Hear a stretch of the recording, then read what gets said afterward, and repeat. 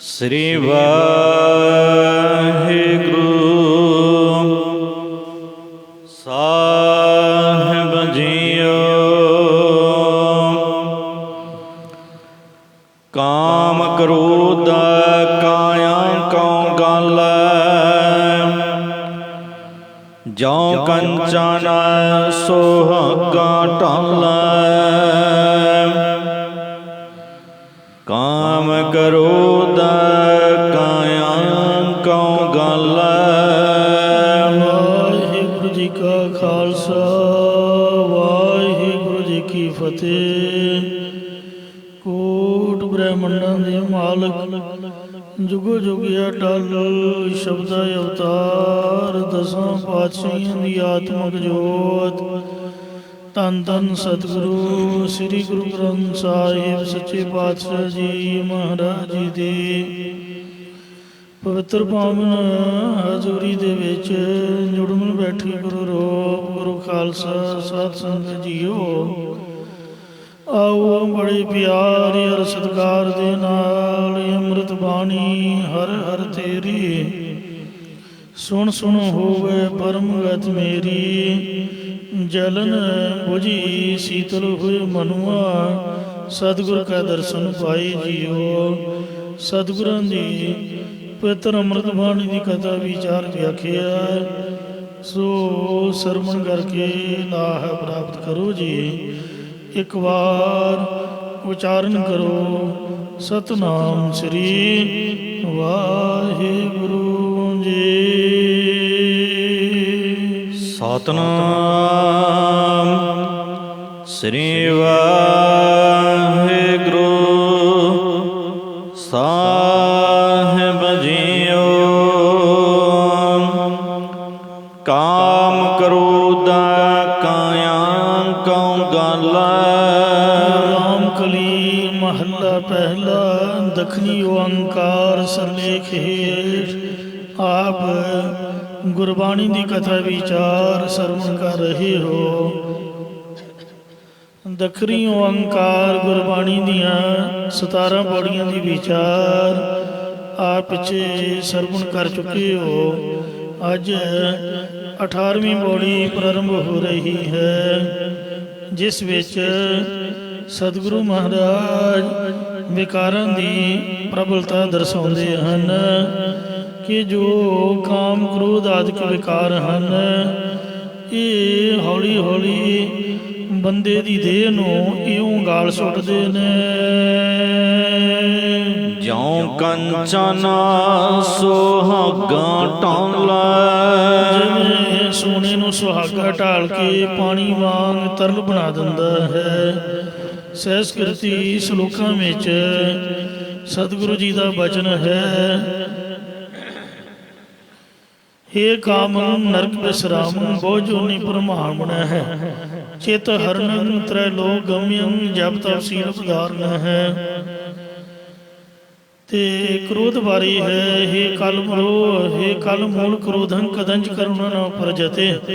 भिखियंद जीवं वस्यं क्रोध नृत्य क्रोध जता मरकट है। अनक शासन ताड़ंद जमदूत है न सिमरन सिमरंत मरणं कदंच है।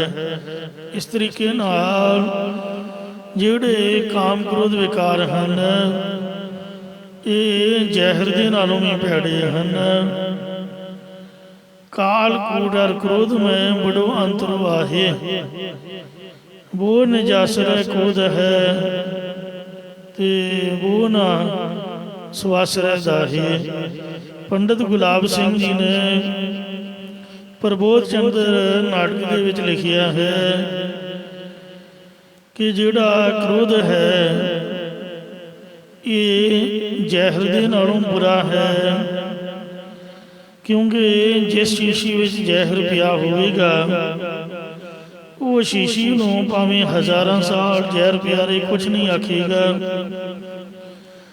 जिहड़ा इहदे वसीकार होवेगा वो क्रोधी पुरख नूं ही ये गालेगा।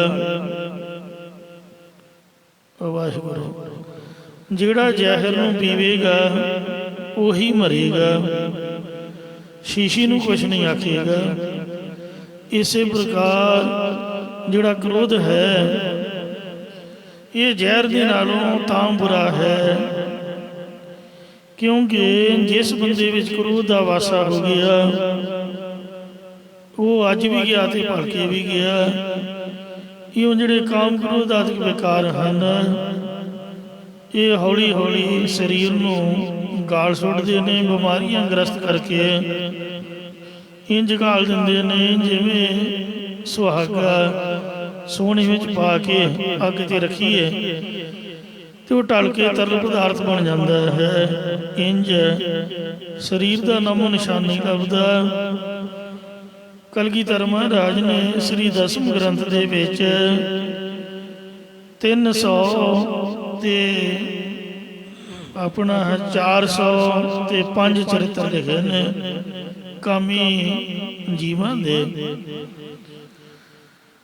ਉਹਨਾਂ ਨੇ ਤਰ੍ਹਾਂ ਤਰ੍ਹਾਂ ਦੇ ਤਰੀਕੇ ਅਪਣਾ ਕੇ ਆਪਦੀ ਵਾਸ਼ਨਾ ਨੂੰ ਪੂਰੀਆਂ ਕੀਤਾ। ਸੋ ਜਿਹੜਾ ਕ੍ਰੀਚਕ ਸੀ, ਕ੍ਰੀਚਕ ਉਹਨੇ ਕਾਮ ਦੇ ਵਸੀਕਾਰ ਹੋ ਕੇ ਦ੍ਰੋਪਦੀ ਦੀ ਬੇਇੱਜ਼ਤੀ ਕਰਨੀ ਚਾਹੀ ਤੇ 100 ਦੇ 100 ਭਰਾ ਹੀ ਲੈ ਕੇ ਉਹ ਬੈਠ ਗਿਆ। ਆਪ ਤਾਂ ਮਰਨਾ ਸੀ, ਭਰਾਵਾਂ ਨੂੰ ਵੀ ਨਾਲ ਹੀ ਲੈ ਗਿਆ। ਮਤਲਬ ਭੀਮਸੈਨ ਕ੍ਰੋਧ ਵਿੱਚ ਆ ਗਿਆ ਤੇ ਕ੍ਰੀਚਕ ਨੂੰ ਗੋਲ ਕਰਕੇ ਸ਼ਤੀਰ ਦੇ ਵਿੱਚ ਟੰਗ ਦਿੱਤਾ। ਬਾਕੀ ਜਿਹੜੇ ਉਹਦੇ 100 ਭਰਾ ਸੰਸਕਾਰ ਕਰਾਉਣ ਗਏ ਦਰਖਤ ਪੁੱਟ ਕੇ ਉਹਨਾਂ ਨੂੰ ਮਾਰ ਸੁੱਟਿਆ। ਇੰਝ ਰਾਵਣ ਵੇਖੋ ਉਹਨੇ ਸੀਤਾ ਜੀ ਦੀ ਬੇਅਦਬੀ ਕੀਤੀ ਤੇ ਉਹ ਵੀ ਭਰਾਵਾਂ ਸਮੇਤ ਲੰਕਾ ਸਮੇਤ ਹੀ ਚਲਾ ਗਿਆ। ਇਉਂ ਜਿਹੜਾ ਕੰਸ ਸੀਗਾ, ਹਰਨਾਕਸ਼ ਸੀਗਾ, ਬੜਾ ਕ੍ਰੋਧੀ ਸੁਭਾਅ ਵਾਲਾ ਸੀਗਾ, ਉਹ ਵੀ ਵੇਖੋ ਆਪਦੀਆਂ ਕੁਲਾਂ ਸਮੇਤ ਨੁਕਸਾਨ ਕਰਕੇ ਚਲੇ ਗਏ। ਕੁਛ ਵੀ ਉਹਨਾਂ ਦੇ ਪੱਲੇ ਨਹੀਂ ਪਿਆ। ਇੰਝ ਇਹ ਜਿਹੜੇ ਵਿਕਾਰ ਹਨ ਇਹ ਇਨਸਾਨ ਨੂੰ ਗਾਲ ਸੁੱਟਦੇ ਨੇ, ਬੜਾ ਨੁਕਸਾਨ ਕਰਦੇ ਨੇ। ਇਸੇ ਪ੍ਰਕਾਰ ਕਾਮ ਕਰੋਧ ਕਾਇਆ ਕਉ ਗਲ, ਕਾਮ ਨੂੰ ਵਸਤੂ ਵਿਚਾਰ ਨਾਲ, ਕ੍ਰੋਧ ਨੂੰ ਸ਼ਾਂਤੀ ਨਾਲ ਅਤੇ ਕਾਇਆ ਦੇ ਅਧਿਆਸ ਨੂੰ ਬ੍ਰਹਮ ਅਭਿਆਸ ਕਰਕੇ ਇਉਂ ਵਿਕਾਰਾਂ ਨੂੰ ਗਲ ਨਾ ਕਰੇ। ਜਿਉ ਕੰਚਨ ਸੁਹਾਗਾ ਢਾਲੈ, ਜਿਵੇਂ ਸੋਨੇ ਨੂੰ ਸੁਹਾਗਾ ਢਾਲ ਕੇ ਸ਼ੁੱਧ ਕਰ ਦਿੰਦਾ ਹੈ, ਇੰਝ ਇਹਨਾਂ ਵਿਕਾਰਾਂ ਤੋਂ ਆਪਦੇ ਆਪ ਦਾ ਬਚਾਅ ਰੱਖਣਾ ਕਰੇ। ਇਸੇ ਪ੍ਰਕਾਰ ਕਾਮ ਕਰੋਧ ਕਾਇਆ ਕਉ ਗਲ, ਅੰਤःਕਰਨ ਰੂਪੀ ਸੋਨੇ ਨੂੰ ਭਗਤੀ ਰੂਪ ਕਠਾਲੀ ਵਿੱਚ ਪਾ ਕੇ ਜਪ ਤਪ ਰੂਪ ਅਗਨੀ ਦੁਆਰਾ ਸੰਤੋਖ ਨਾਮ ਰੂਪ ਸੁਹਾਗੀ ਨਾਲ ਢਾਲ ਕੇ ਜਿਉ ਕੰਚਨ ਸੁਹਾਗਾ ਢਾਲੈ, ਪਰਮੇਸ਼ਰ ਦੀ ਪ੍ਰਾਪਤੀ ਵਾਸਤੇ ਇਹਨੂੰ ਸ਼ੁੱਧ ਕਰੇ। ਅੰਤःਕਰਨ ਰੂਪ ਸੋਨੇ ਨੂੰ ਭਗਤੀ ਦੀ ਕਠਾਲੀ 'ਚ ਪਾ ਕੇ ਜਪ ਤਪ ਰੂਪ ਅਗਨੀ ਦੁਆਰਾ ਸੰਤੋਖ ਤੇ ਨਾਮ ਰੂਪ ਸੁਹਾਗੀ ਨਾਲ ਢਾਲ ਕੇ ਪਰਮੇਸ਼ਰ ਦੀ ਪ੍ਰਾਪਤੀ ਵਾਸਤੇ ਸ਼ੁੱਧ ਕਰੇ ਤੇ ਕਾਮ ਕ੍ਰੋਧ ਇਸ ਨੂੰ ਸੋ ਆਪਦੇ ਹਿਰਦੇ ਵਿੱਚੋਂ ਦੂਰ ਕਰਨਾ ਕਰੇ। ਕੰਸ ਕਸਵੱਟੀ ਸੁਤਾਓ, ਜਿਸ ਵਕਤ ਸਰਾਫ ਸੋਨੇ ਨੂੰ ਕਸੌਟੀ ਦੀ ਖਿੱਚ ਲਾਉਂਦਾ ਹੈ, ਨਦਰ ਸਰਾਫ ਬਨੀ ਸਚੜਾਓ, ਜੇਕਰ ਸੋਨਾ ਉਸ ਤਾਉ ਸੇਕ ਨੂੰ ਸਹਾਰ ਲਵੇ ਜਾਂ ਕਸਵੱਟੀ ਦੀ ਕਸ ਤੇ ਅਗਨੀ ਦੇ ਸੇਕ ਨੂੰ ਸਹਾਰ ਲਵੇ ਤਦੋਂ ਉਹ ਸੋਨਾ ਸਰਾਫ ਦੀ ਦ੍ਰਿਸ਼ਟੀ ਵਿੱਚ ਪੈਂਦਾ ਹੈ ਅਤੇ ਉਸ ਨੂੰ ਆਪਣੇ ਖਜ਼ਾਨੇ ਵਿੱਚ ਉਹ ਪਾ ਲੈਂਦਾ ਹੈ। ਇਸੇ ਪ੍ਰਕਾਰ ਜਿਸ ਵਕਤ ਗੁਰੂ ਰੂਪੀ ਸਰਾਫ ਦੀ ਕਿਰਪਾ ਦ੍ਰਿਸ਼ਟੀ ਹੁੰਦੀ ਹੈ, ਜਦੋਂ ਤੁਰਿਆ ਪਾਦੇ ਵੰਨੀ ਰੰਗ ਦੇ ਵਿੱਚ ਸੋ ਉਸ ਜਗਿਆਸੂ ਦਾ ਚੜਾਅ ਹੋ ਜਾਂਦਾ ਹੈ। ਜਾਂ ਮੰਨੀ ਸ ਚੜਾਓ, ਜਿਸ ਨੇ 5 ਗਿਆਨ ਇੰਦਰੀ, 5 ਕਰਮ ਇੰਦਰੀ, ਮਨ ਤੇ ਬੁੱਧ ਆਦਿਕ ਇਹਨਾਂ ਦੇ ਵਿਸ਼ਿਆਂ ਨੂੰ ਰੋਕ ਲਿਆ ਹੈ। ਸ ਉਸ ਦਾ ਤੁਰਿਆ ਪਦ ਰੂਪ ਵੰਨੀ ਰੰਗ ਭਾਵ ਅਵਸਥਾ ਵਿੱਚ ਚੜਾਅ ਹੁੰਦਾ ਹੈ। ਜਾਂ ਸ੍ਰੇਸ਼ਟ ਗਿਆਨ ਰੂਪੀ ਰੰਗ ਦਾ ਚੜਾਓ ਪ੍ਰਾਪਤ ਹੁੰਦਾ ਹੈ। ਇਸੇ ਪ੍ਰਕਾਰ ਕਸ ਕਸਵੱਟੀ ਸਹ ਸੁਤਾਓ। ਜਦੋਂ ਸਤਿਗੁਰੂ ਜੀ ਕਸ ਪਰਖ ਕਰਨ ਰੂਪ ਕਸੌਟੀ ਲਾਉਂਦੇ ਨੇ, ਜਿਹੜਾ ਉਸ ਤਾਉ ਸੇਕ ਨੂੰ ਸਹਾਰ ਲੈਂਦਾ ਹੈ। ਜਾਂ ਜਦ ਜਗਿਆਸੂ ਭਗਤੀ ਰੂਪ ਕਸੌਟੀ ਦੇ ਕਸ ਦੇ ਤਾਉ ਨੂੰ ਸਹਾਰਦਾ ਹੈ। ਜਾਂ ਭਗਤੀ ਰੂਪ ਕਸੌਟੀ ਦੀ ਕਸ ਨੂੰ ਤੇ ਜਪ ਤਪ ਰੂਪ ਅਗਨੀ ਦੇ ਤਾਉ ਨੂੰ ਸਹਾਰਦਾ ਹੈ। ਨਦਰ ਸਰਾਭਾ ਵੰਨੀ ਸਾ ਚੜਾਓ। ਕਦੋਂ ਗੁਰੂ ਰੂਪੀ ਸ਼ਰਾਬ ਦੀ ਕਿਰਪਾ ਦ੍ਰਿਸ਼ਟੀ ਹੁੰਦੀ ਹੈ ਤੇ ਗੁਰੂ ਜੀ 12 ਮੰਨੀ ਦੇ ਸੋਨੇ ਵਾਂਗ ਨਿਰਮਲ ਜੀਵਨ ਵਾਲਾ ਬਣਾ ਕੇ ਚੌਥੀ ਭੂਮਿਕਾ ਦੀ ਰੰਗ ਵਿੱਚ ਚੜਾ ਕੇ ਸਰੂਪ ਰੂਪ ਖਜ਼ਾਨੇ ਵਿੱਚ ਪਾ ਦਿੰਦੇ ਹਨ। ਜਾਂ ਸਰੂਪ ਦੀ ਪ੍ਰਾਪਤੀ ਰੂਪ ਸ ਚੜਾਓ, ਸੱਚਾ ਰੰਗ ਪ੍ਰਾਪਤ ਹੋਇਆ ਹੈ। ਜਗਤ ਪਸ਼ੂ ਅਹੰਕਾਲ ਕਸਾਈ। ਜਿਹੜੇ ਸਤਿਗੁਰਾਂ ਦੀ ਪਰਖ ਦੇ ਪੂਰੇ ਨਹੀਂ ਉਤਰਦੇ, ਉਹਨਾਂ ਦੀ ਬਾਬਤ ਸਤਿਗੁਰੂ ਜੀ ਮਹਾਰਾਜ ਕਥਨ ਕਰਦੇ ਨੇ ਕਿ ਜੋ ਜਗਤ ਹੈ ਇਹ ਪਸ਼ੂ ਦੀ ਤਰ੍ਹਾਂ ਹੈ ਅਤੇ ਹੰਤਾ ਵਾਲਾ ਕਾਲ ਕਸਾਈ ਰੂਪ ਹੈ। ਭਾਵ ਸੰਸਾਰੀ ਜੀਵਾਂ ਦੇ ਹਿਰਦੇ ਅੰਦਰ ਬੈਠਾ ਹੰਕਾਰ ਹੀ ਜੀਵਾਂ ਦੇ ਵਿਨਾਸ਼ ਦਾ ਕਾਰਨ ਹੋ ਜਾਂਦਾ ਹੈ। ਇਸੇ ਪ੍ਰਕਾਰ ਜਗਤ ਪਸ਼ੂ ਅਹੰਕਾਲ ਕਸਾਈ। ਸਾਰਾ ਜਗਤ ਹੰਤਾ ਦੇ ਸਹਿਤ ਹੋਣ ਕਰਕੇ ਪਸ਼ੂ ਦੀ ਨਿਆਈ ਹੈ ਅਤੇ ਕਾਲ ਕਸਾਈ ਦੀ ਨਿਆਈ ਹੈ। ਭਾਵ ਸੰਸਾਰ ਨੂੰ ਨਾਸ਼ ਕਰਨ ਵਾਲਾ ਕਾਲ ਰੂਪ ਕਸਾਈ ਹੈ। ਇਸੇ ਪ੍ਰਕਾਰ ਜਗਤ ਪਸ਼ੂ ਅਹੰਕਾਲ ਕਸਾਈ। ਉਤਪੰਨ ਤੇ ਗਤ ਨਾਸ਼ ਹੋਣ ਵਾਲੇ ਜੀਵ ਦੇਹ ਦੀ ਹੰਤਾ ਕਰਕੇ ਪਸ਼ੂ ਦੀ ਨਿਆਈ ਨੇ ਜਾਂ ਪਸ਼ੂ ਬਿਰਤੀ ਵਾਲੇ ਨੇ, ਉਹਨਾਂ ਨੂੰ ਕਾਲ ਰੂਪ ਕਸਾਈ ਨਾਸ਼ ਕਰ ਰਿਹਾ ਹੈ। ਕਰ ਕਰਤਾ ਕਰਨੀ ਕਰ ਪਾਈ। ਕਰਤਾ ਰਚਨ ਹਰ ਪਰਮੇਸ਼ਰ ਨੇ ਜੀਵਨ ਦੇ ਅੰਤਰਗਤ ਰੂਪੀ ਕਰ ਹੱਥ ਦੇ ਉੱਤੇ ਜਿਹੋ ਜੀ ਕਰਨੀ ਲਿਖ ਕਰਕੇ ਪਾਈ ਹੈ। ਇਸੇ ਪ੍ਰਕਾਰ ਕਰ ਕਰਤਾ ਕਰਨੀ ਕਰ ਪਾਈ। ਜੋ ਜੀਵਨ ਨੇ ਕਰਤਾ ਬਣ ਕੇ ਹੱਥਾਂ ਨਾਲ ਕਰਮ ਕੀਤੇ ਨੇ, ਉਹ ਕਰਨੀ ਜੀਵਨ ਦੇ ਮਸਤਕ ਰੂਪ ਹੱਥ ਦੇ ਉੱਤੇ ਲੈ ਕੇ ਪਾ ਦਿੱਤੀ ਹੈ। ਜਿਸ ਦੇ ਮੱਥੇ ਅੰਤਰਗੁਰੂ ਮੱਥੇ ਤੇ ਪਰਮੇਸ਼ਰ ਦੀ ਪ੍ਰੇਮਾ ਭਗਤੀ ਕਰਨ ਦੀ ਲਿਖਤ ਪਾ ਦਿੱਤੀ ਹੈ। ਉਹ ਗੁਰੂ ਸਾਹਿਬ ਜੀ ਦੇ ਉਪਦੇਸ਼ ਦੁਆਰਾ ਕਰਤਾ ਪੁਰਖ ਦੀ ਪ੍ਰਾਪਤੀ ਲਈ ਕਰ ਪ੍ਰੇਮਾ ਭਗਤੀ ਕਰਦੇ ਰਹਿੰਦੇ, ਹਮੇਸ਼ਾ ਹੀ ਸਤਿਨਾਮ ਵਾਹਿਗੁਰੂ ਦੀ ਮਾਲਾ ਫੇਰਦੇ ਰਹਿੰਦੇ ਨੇ। ਜਿਨ ਕੀਤੀ ਤਿਨ ਕੀਮਤ ਪਾਈ। ਜਿਸ ਵਾਹਿਗੁਰੂ ਨੇ ਸ੍ਰਿਸ਼ਟੀ ਦੀ ਰਚਨਾ ਕੀਤੀ ਹੈ, ਉਸੇ ਨੇ ਹੀ ਇਹ ਕੀਮਤ ਪਾਉਣਾ ਕੀਤੀ ਹੈ ਕਿ ਜੀਵ ਪਾਪ ਕਰਮ ਕਰਨੇ ਕਰਕੇ ਦੰਡ ਦਾ ਭਾਗੀ ਤੇ ਪੁੰਨ ਕਰਮ ਕਰਕੇ ਸੁਖ ਦਾ ਭਾਗੀ ਹੋਵੇਗਾ।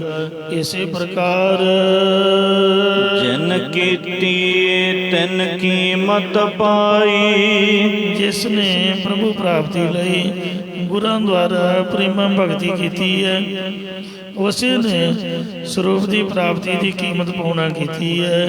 ਭਾਵ ਜੀਵ ਈਸ਼ ਦੀ ਏਕਤਾ ਹੋਣ ਕਰਕੇ ਇੱਕੋ ਰੂਪ ਹੋ ਗਿਆ ਹੈ। ਹੋਰ ਕਿਆ ਕਹੀਆਂ ਕਿਛ ਕਹਿਣ ਨ ਜਾਈ। ਹੋਰ ਕੀ ਕਹੀਏ, ਕੁਝ ਕਿਹਾ ਨਹੀਂ ਜਾ ਸਕਦਾ। ਇਸੇ ਪ੍ਰਕਾਰ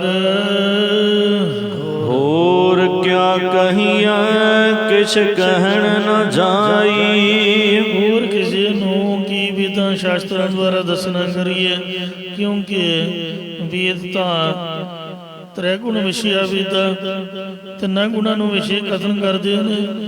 ਇਸ ਲਈ ਚਤੁਰਥ ਗੁਣ ਉਪਭਾਰ ਜਨ ਚੌਥੇ ਪਾਦੀ ਬਾਬਤ ਕੁਝ ਵੀ ਕਿਹਾ ਨਹੀਂ ਜਾ ਸਕਦਾ। ਭਾਵ ਚੌਥੀ ਤੁਰੀਆ ਪਦ ਰੂਪ ਅਵਸਥਾ ਅਕਥਨੀय ਹੈ, ਜੋ ਭਗਤਾਂ ਨੂੰ ਪ੍ਰਾਪਤ ਹੁੰਦੀ ਹੈ। ਖੋਜਤ ਖੋਜਤ ਅੰਮ੍ਰਿਤ ਪੀਆ।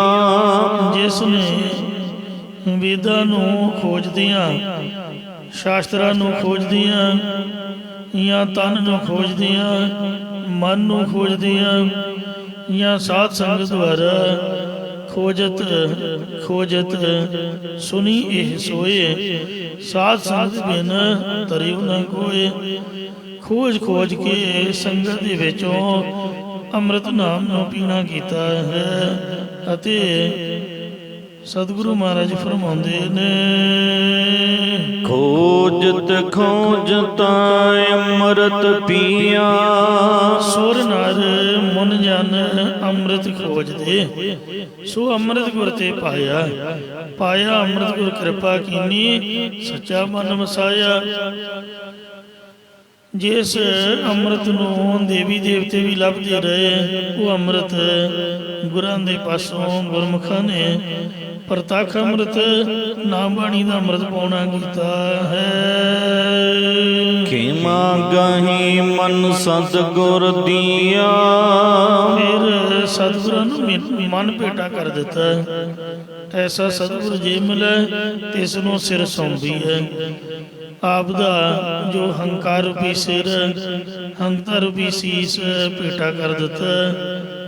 ਐਸਾ ਸਤਿਗੁਰ ਜੇ ਮਿਲੇ ਤਿਸ ਨੂੰ ਸਿਰ ਸੌਂਪੀਏ, ਵਿੱਚੋਂ ਆਪ ਜਾਏ ਆਪਾ ਪਾਪ ਗਵਾ ਦਿੱਤਾ। ਇਉਂ ਮਨ ਭੇਟਾ ਕਰ ਦਿੱਤਾ ਅਤੇ ਖੇਮਾ ਰੂਪੀ ਗੁਣ ਨੂੰ ਗ੍ਰਹਿਣ ਕੀਤਾ ਹੈ।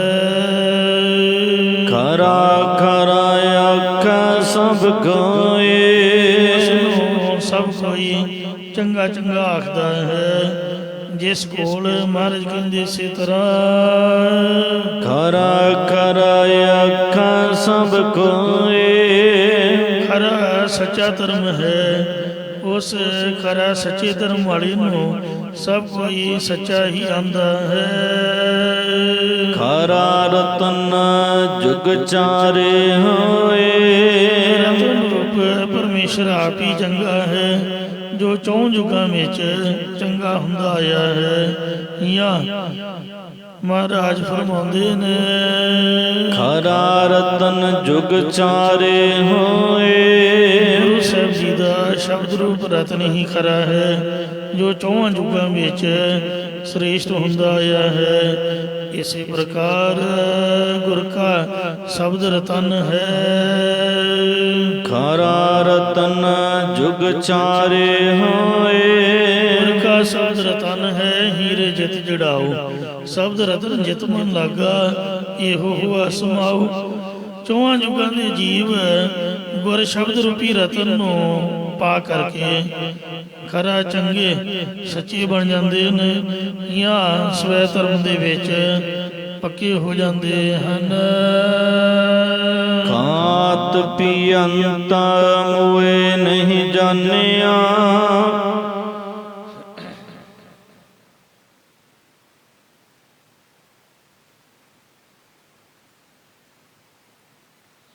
ਜੋ ਖਾਂਦੇ ਪੀਂਦੇ ਮਰ ਗਏ ਨੇ, ਜਾਂ ਅਸੀਂ ਖਾਂਦੇ ਪੀਂਦੇ ਮਰ ਰਹੇ ਹਾਂ।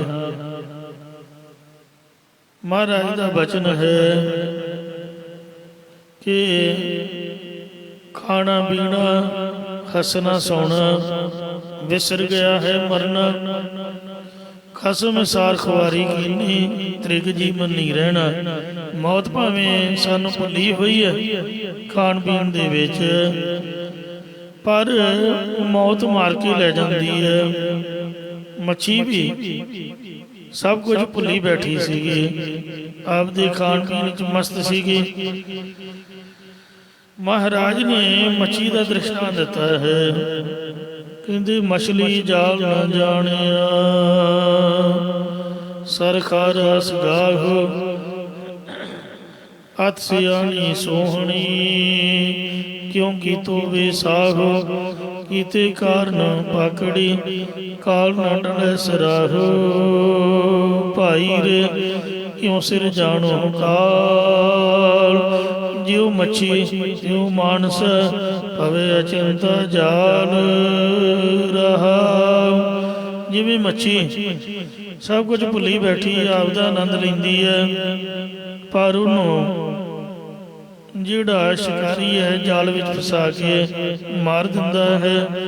ਇਸੇ ਪ੍ਰਕਾਰ ਇਹ ਜੀਵ ਆਪਦੇ ਆਪ ਤੋਂ ਬੜਾ ਸੋਹਣਾ ਹੈ ਤੇ ਖਾਂਦੀਆਂ ਪੀਂਦੀਆਂ ਪਹਿਨਦੀਆਂ ਭੋਗਦੀਆਂ ਪਰਮਾਤਮਾ ਨੂੰ ਆਪਦੀ ਔਕਾਤ ਨੂੰ ਭੁੱਲੀ ਬੈਠਾ ਹੈ। ਉਹ ਦਿਨ ਨੂੰ ਭੁੱਲ ਗਏ ਜਦੋਂ ਲਿਬੜਿਆ ਤਿਬੜਿਆ ਸੰਸਾਰ ਵਿੱਚ ਆਇਆ ਸੀਗਾ ਤੇ ਬੜੀ ਮੁਸ਼ਕਿਲ ਸੁਰਤ ਸੰਭਾਲੀ, ਉਹ ਸਭ ਕੁਝ ਇਹਨੂੰ ਭੁੱਲ ਗਿਆ ਹੈ। ਵਾਹਿਗੁਰੂ ਦੇ ਪਰਉਪਕਾਰ ਇਹਨੂੰ ਭੁੱਲ ਗਏ ਨੇ ਤੇ ਆਪਦੀ ਮਨ ਮਰਜ਼ੀ ਦੇ ਮੁਤਾਬਕ ਕਹਿੰਦਾ ਹੈ, ਖਾਧਾ ਪੀਤਾ ਲਾਹੀ ਲਾ ਦਮ ਦਾ ਕੀ ਵਸਾਲ। ਜਿਹੜੇ ਮਹਾਰਾਜ ਨਾਲ ਇਕਰਾਰ ਕੀਤੇ ਸੀ ਨਾਮ ਜਪਣ ਦੇ, ਦਸਵੰਧ ਕੱਢਣ ਦੇ, ਉਹ ਭੁੱਲ ਬੈਠਾ ਹੈ। ਤੋ ਜਿਸ ਕਰਕੇ ਮੌਤ ਨਹੀਂ ਭੁੱਲਦੀ, ਕਾਲ ਨਹੀਂ ਇਹਨੂੰ ਭੁੱਲਦਾ, ਉਹ ਆਪਦੇ ਸਮੇਂ ਮੁਤਾਬਕ ਜਾਲ ਪਾ ਕੇ ਭਾਈ ਰੇ ਕਿਉਂ ਸਿਰ ਜਾਣੋ ਕਾਲ।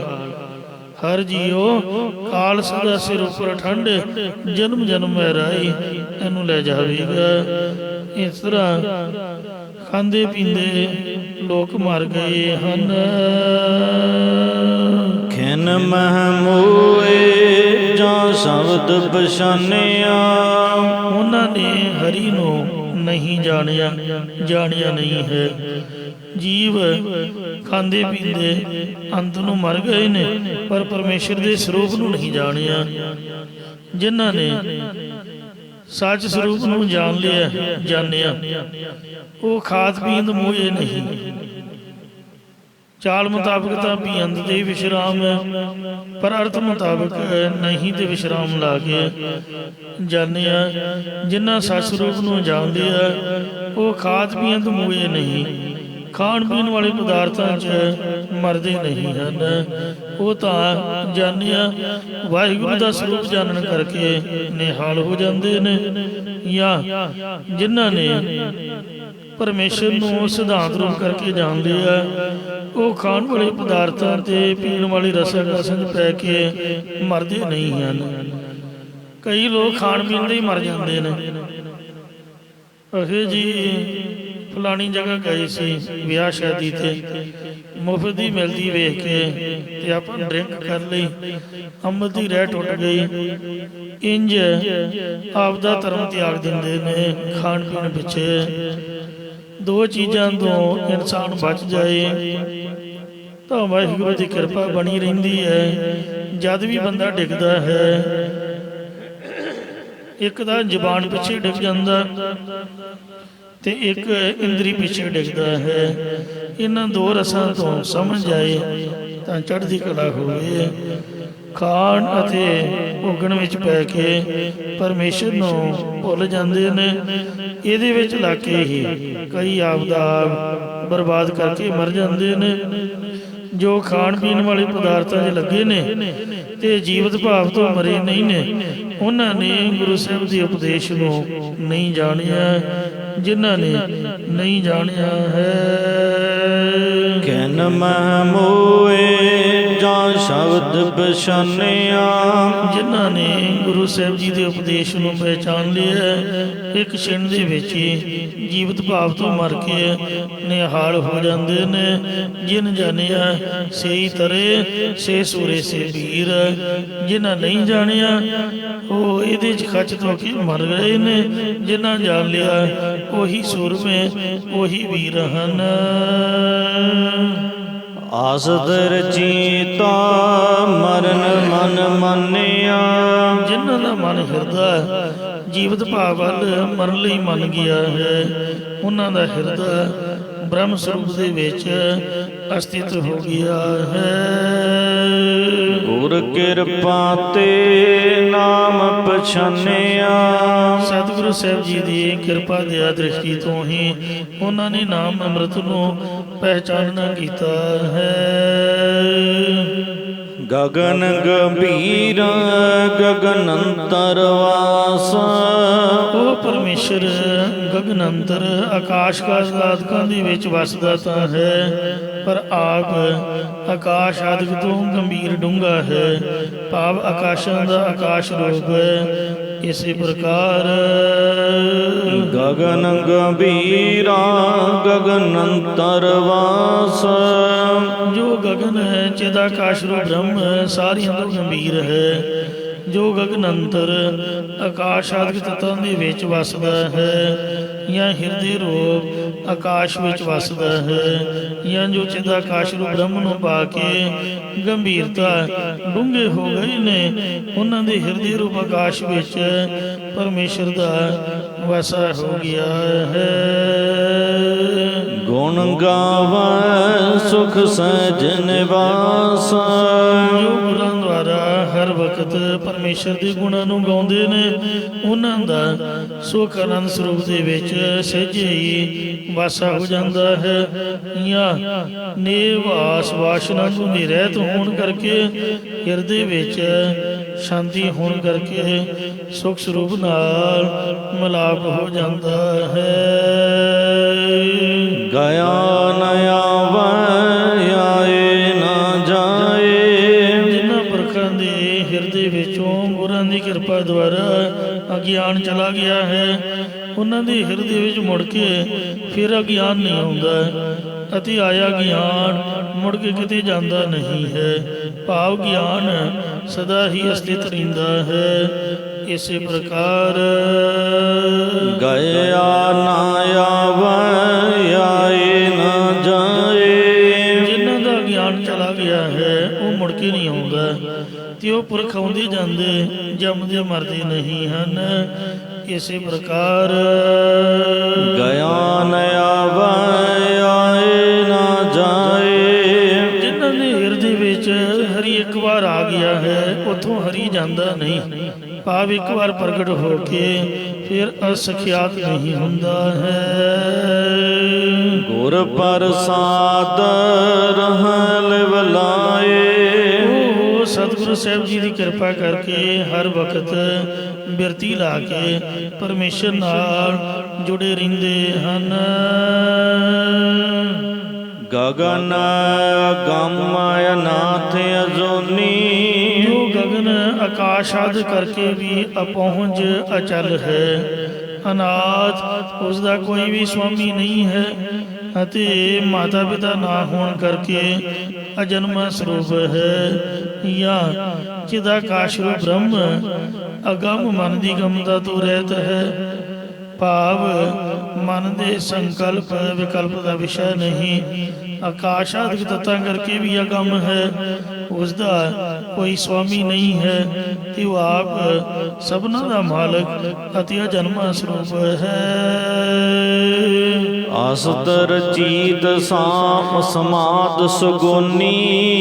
ਜਿਹੜੇ ਪੁਰਖ ਹਰ ਵਕਤ ਵਾਹਿਗੁਰੂ ਦੇ ਵਿੱਚ ਚਿੱਤ ਨੂੰ ਅਸਥਿਤ ਕਰਕੇ ਰੱਖਦੇ ਨੇ, ਉਹਨਾਂ ਦੀ ਸਗੁਨੀ ਸੈਂਕੜੇ ਗੁਣਾ ਵਧਵੀਂ ਸਮਾਧੀ ਲੱਗਦੀ ਹੈ, ਭਾਵ ਇਹੀ 100 ਗੁਣੀ ਸਮਾਧੀ ਹੈ।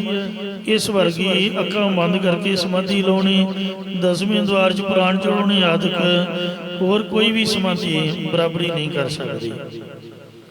ਅਸਲ ਦੇ ਵਿੱਚ ਸਮਾਧੀ ਇਹੀ ਹੈ, ਅੱਖਾਂ ਖੁੱਲੀਆਂ ਹੋਣ, ਬੰਦਾ ਸਾਰਿਆਂ ਨੂੰ ਵੇਖਦਾ ਹੋਵੇ, ਪਰ ਵਾਹਿਗੁਰੂ ਵਾਹਿਗੁਰੂ ਤੋਂ ਬਗੈਰ ਕੁਝ ਵੀ ਨਾ ਦਿਸੇ।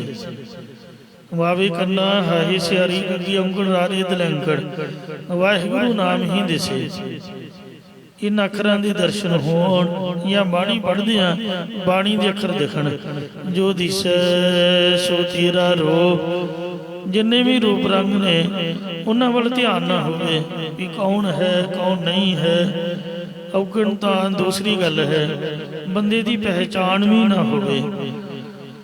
ਤੋ ਕੋਈ ਆਇਆ ਹੈ ਕੋਈ ਗਿਆ ਹੈ, ਇਹ ਤਾਂ ਸਿਲਸਿਲਾ ਵਾਹਿਗੁਰੂ ਦਾ ਚੱਲਦਾ ਹੀ ਰਹਿਣਾ ਹੈ। ਤੁਸੀਂ ਸੜਕ ਤੇ ਖਲੋ ਜਾਓ, ਵੇਖੀ ਜਾਓ ਵੇਖੀ ਜਾਓ, ਕੀ ਮਤਲਬ ਹੈ? ਕੋਈ ਪੱਲੇ ਪਊਗਾ? ਦੁਨੀਆ ਆਉਂਦੀ ਹੈ, ਤੁਰੀ ਜਾ ਰਹੀ ਹੈ, ਸਾਡਾ ਕੀ ਮਤਲਬ ਹੋਇਆ? ਆਪਦਾ ਫਜ਼ੂਲ ਦਾ ਟਾਈਮ ਖਰਾਬ ਕਰਨ ਦਾ, ਉਹ ਤਾਂ ਆਪਦੇ ਕੰਮ 'ਚ ਨੇ। ਨਿਤ ਨਵੀਂ ਦੁਨੀਆ ਆਉਂਦੀ ਜਾਂਦੀ ਲੰਘੀ ਜਾਂਦੀ ਹੈ, ਫਿਰ ਵੇਖਣ ਦੇ ਵਿੱਚ ਹੀ ਸਮਾਂ ਖਰਾਬ ਹੋ ਗਿਆ। ਤੇ ਇਸ ਵਾਸਤੇ ਆਪਦੇ ਸਰੂਪ ਨੂੰ, ਆਪਦੇ ਅੰਤਰ ਧਿਆਨ ਦੇ ਵਿੱਚ ਮਹਾਰਾਜ ਦੇ ਨਾਮ ਨੂੰ ਤੇ ਗੁਰੂ ਸਾਹਿਬ ਦੀ ਆਗਿਆ ਮੁਤਾਬਕ ਆਪਦੀ ਆਪ ਦੀ ਪਹਿਚਾਣ ਕਰਨੀ। ਫਰੀਦਾ ਆਪ ਸਵਾਰੀ ਮੈਂ ਮਿਲੇ, ਮੈਂ ਮਿਲਿਆ ਸੁਖ ਹੋਏ। ਫਰੀਦਾ ਜੇ ਤੂੰ ਮੇਰਾ ਹੋਈ ਰਹਿ, ਸਭ ਜਗ ਤੇਰਾ ਹੋਏ। ਇਸ ਤਰ੍ਹਾਂ ਆਪਣੇ ਆਪ ਨੂੰ ਆਪਣੇ ਗਿਰੀਵਾਨ ਮੇ ਸਿਰ ਨੀਵਾਂ ਕਰ ਦੇਖ। ਦੂਜੀ ਵੱਲ ਵੇਖਣ ਦੀ ਬਜਾਏ ਆਪਦੇ ਅੰਦਰ ਝਾਤ ਮਾਰ ਕੇ ਆਪਦੀ ਅੰਦਰਲੇ ਦੀ ਪਹਿਚਾਣ ਕਰਨੀ। ਤਾਂ ਇੰਜ ਇਹ ਅਸਲੀ ਸਮਾਧੀ ਹੈ। ਅੱਖਾਂ ਖੁੱਲੀਆਂ ਦੋਵੇਂ, ਸੰਸਾਰ ਵੇਖਦਿਆਂ ਦੋਵੇਂ, ਤੇ ਸਮਾਧੀ ਵਿੱਚ ਜੁੜੇ ਰਹਿਣਾ, ਮਨ ਦਾ ਟਿਕਾਉ ਰਹਿਣਾ। ਇਹ ਮਨ ਹਰ ਜੀ ਧਿਆਏ ਤੋਂ ਇੱਕ ਮਨ ਇੱਕ ਚਿਤ ਪਾਏ। ਹਰ ਕੀਆਂ ਸਦਾ ਸਦਾ ਵਡਿਆਈਆਂ, ਦੀਏ ਨਾ ਪਛੋਤਾਏ। ਸੋ ਜਿਹੜੀਆਂ ਅੱਖਾਂ ਬੰਦ ਕਰਕੇ ਸਮਾਧੀ ਲਾਉਣੀ ਹੈ, ਇਹਦੇ ਵਿੱਚ ਕਈ ਵਾਰ ਧਿਆਨ ਭਟਕ ਵੀ ਜਾਂਦਾ ਹੈ। ਜੋ ਬਦੋ ਬਦੀ ਵੇਖਣ ਨੂੰ ਰੋਕਣ ਅੱਖਾਂ ਨੂੰ, ਅੱਖਾਂ ਦੇ ਵਿੱਚ ਵਾਸ਼ਨਾ ਬਣੀ ਰਹਿੰਦੀ ਹੈ ਕਿ ਮੈਂ ਵੇਖਾਂ। ਤੇ ਜਦ ਸਭ ਕੁਝ ਵੇਖਦਾ ਹੋਇਆ, ਵਿਚਰਦਾ ਹੋਇਆ ਚਿੱਤ ਜੋੜ ਲਏ, ਤਾਂ ਫਿਰ ਮਨ ਜਿਹੜਾ ਹੈ ਉਹ ਤਸੱਲੀ ਪਾ ਕੇ ਜੁੜਿਆ ਰਹਿੰਦਾ ਹੈ। ਤਾਂ ਇਸ ਵਾਸਤੇ ਅਸਲੀ ਸਮਾਧੀ ਮਹਾਰਾਜ ਕਹਿੰਦੇ ਨੇ ਅਸਤਰ ਚੀਤ, ਜੋ ਚਿੱਤ ਨੂੰ ਅਸਥਿਤ ਕਰਨਾ ਹੈ। ਸਮਾਧ ਸਗੋਨੀ ਸੈਂਕੜੇ ਗੁਣਾ ਵਧਵੀਂ ਸਮਾਧੀ ਉਹਦੀ ਲੱਗਦੀ ਹੈ। ਇਸੇ ਪ੍ਰਕਾਰ ਅਸਤਿਰ ਚੀਤਾ ਸਮਾਧ ਸਗੋਨੀ। ਜਿਹੜਾ ਚਿੱਤ ਨੂੰ ਹਰ ਵਕਤ ਵਾਹਿਗੁਰੂ ਵਿੱਚ ਸਥਿਤ ਰੱਖਣਾ ਹੈ, ਇਹ ਸਰਗੁਣ ਦੀ ਸਮਾਧੀ ਹੈ। ਜਾਂ ਸਾਧ ਗੁਣਾਂ ਵਾਲੀ ਜਾਂ ਸ੍ਰੇਸ਼ਟ ਗੁਣਾਂ ਦੇ ਦੇਣ ਵਾਲੀ ਸਮਾਧੀ ਹੈ। ਇਹ ਮਹਾਰਾਜ ਚਿੱਤ ਨੂੰ ਅਚਲ ਕਿਵੇਂ ਰੱਖੀਦਾ ਹੈ? ਗੁਰੂ ਸਾਹਿਬ ਫਰਮਾਉਂਦੇ ਨੇ, ਹਰ ਨਾਮ ਚੇਤਾ ਫਿਰ ਭਵਹਿ ਨਾ ਜੋਨੀ। ਇਹ ਭਾਈ ਹਰੀ ਪਰਮਾਤਮਾ ਦਾ ਨਾਮ ਸਿਮਰਨੇ ਕਰਕੇ ਚੇਤਾ ਚੱਲ ਰਹਿੰਦਾ ਹੈ, ਤੇ ਫਿਰ ਮੁੜ ਕੇ ਜੂਨਾਂ ਦੇ ਵਿੱਚ ਨਹੀਂ ਪੈਣਾ ਪੈਂਦਾ। ਗੁਰਮਤਿ ਸਾਰ ਹੋਰ ਨਾਮ ਬਿਹੁਨੀ। ਗੁਰ ਸਿੱਖਿਆ ਹੀ ਸ੍ਰੇਸ਼ਟ ਸਰੂਪ ਦੀ ਪ੍ਰਾਪਤੀ ਕਰਾਉਣ ਵਾਲੀ ਹੈ। ਹੋਰ ਨਾਮ ਤੋਂ ਬਿਨਾਂ ਸਭ ਮਨਮਤ ਹੈ। ਜਾਂ ਪ੍ਰਭੂ ਨਾਮ 'ਚ ਲੱਗੀ ਹੋਈ ਸ੍ਰਿਸ਼ਟੀ ਗੁਰਮਤਿ ਵਿੱਚ ਹੈ, ਤੇ ਸਾਰ ਸਰੂਪ ਦੀ ਪ੍ਰਾਪਤੀ ਵਾਲੀ ਹੈ। ਬਾਕੀ ਨਾਮ ਤੋਂ ਵੀ ਹੋਣੀ, ਹੋਰ ਸ੍ਰਿਸ਼ਟੀ ਤਾਂ ਜੂਨਾਂ ਦੇ ਵਿੱਚ ਭਟਕਦੀ ਫਿਰਦੀ ਰਹਿੰਦੀ ਹੈ।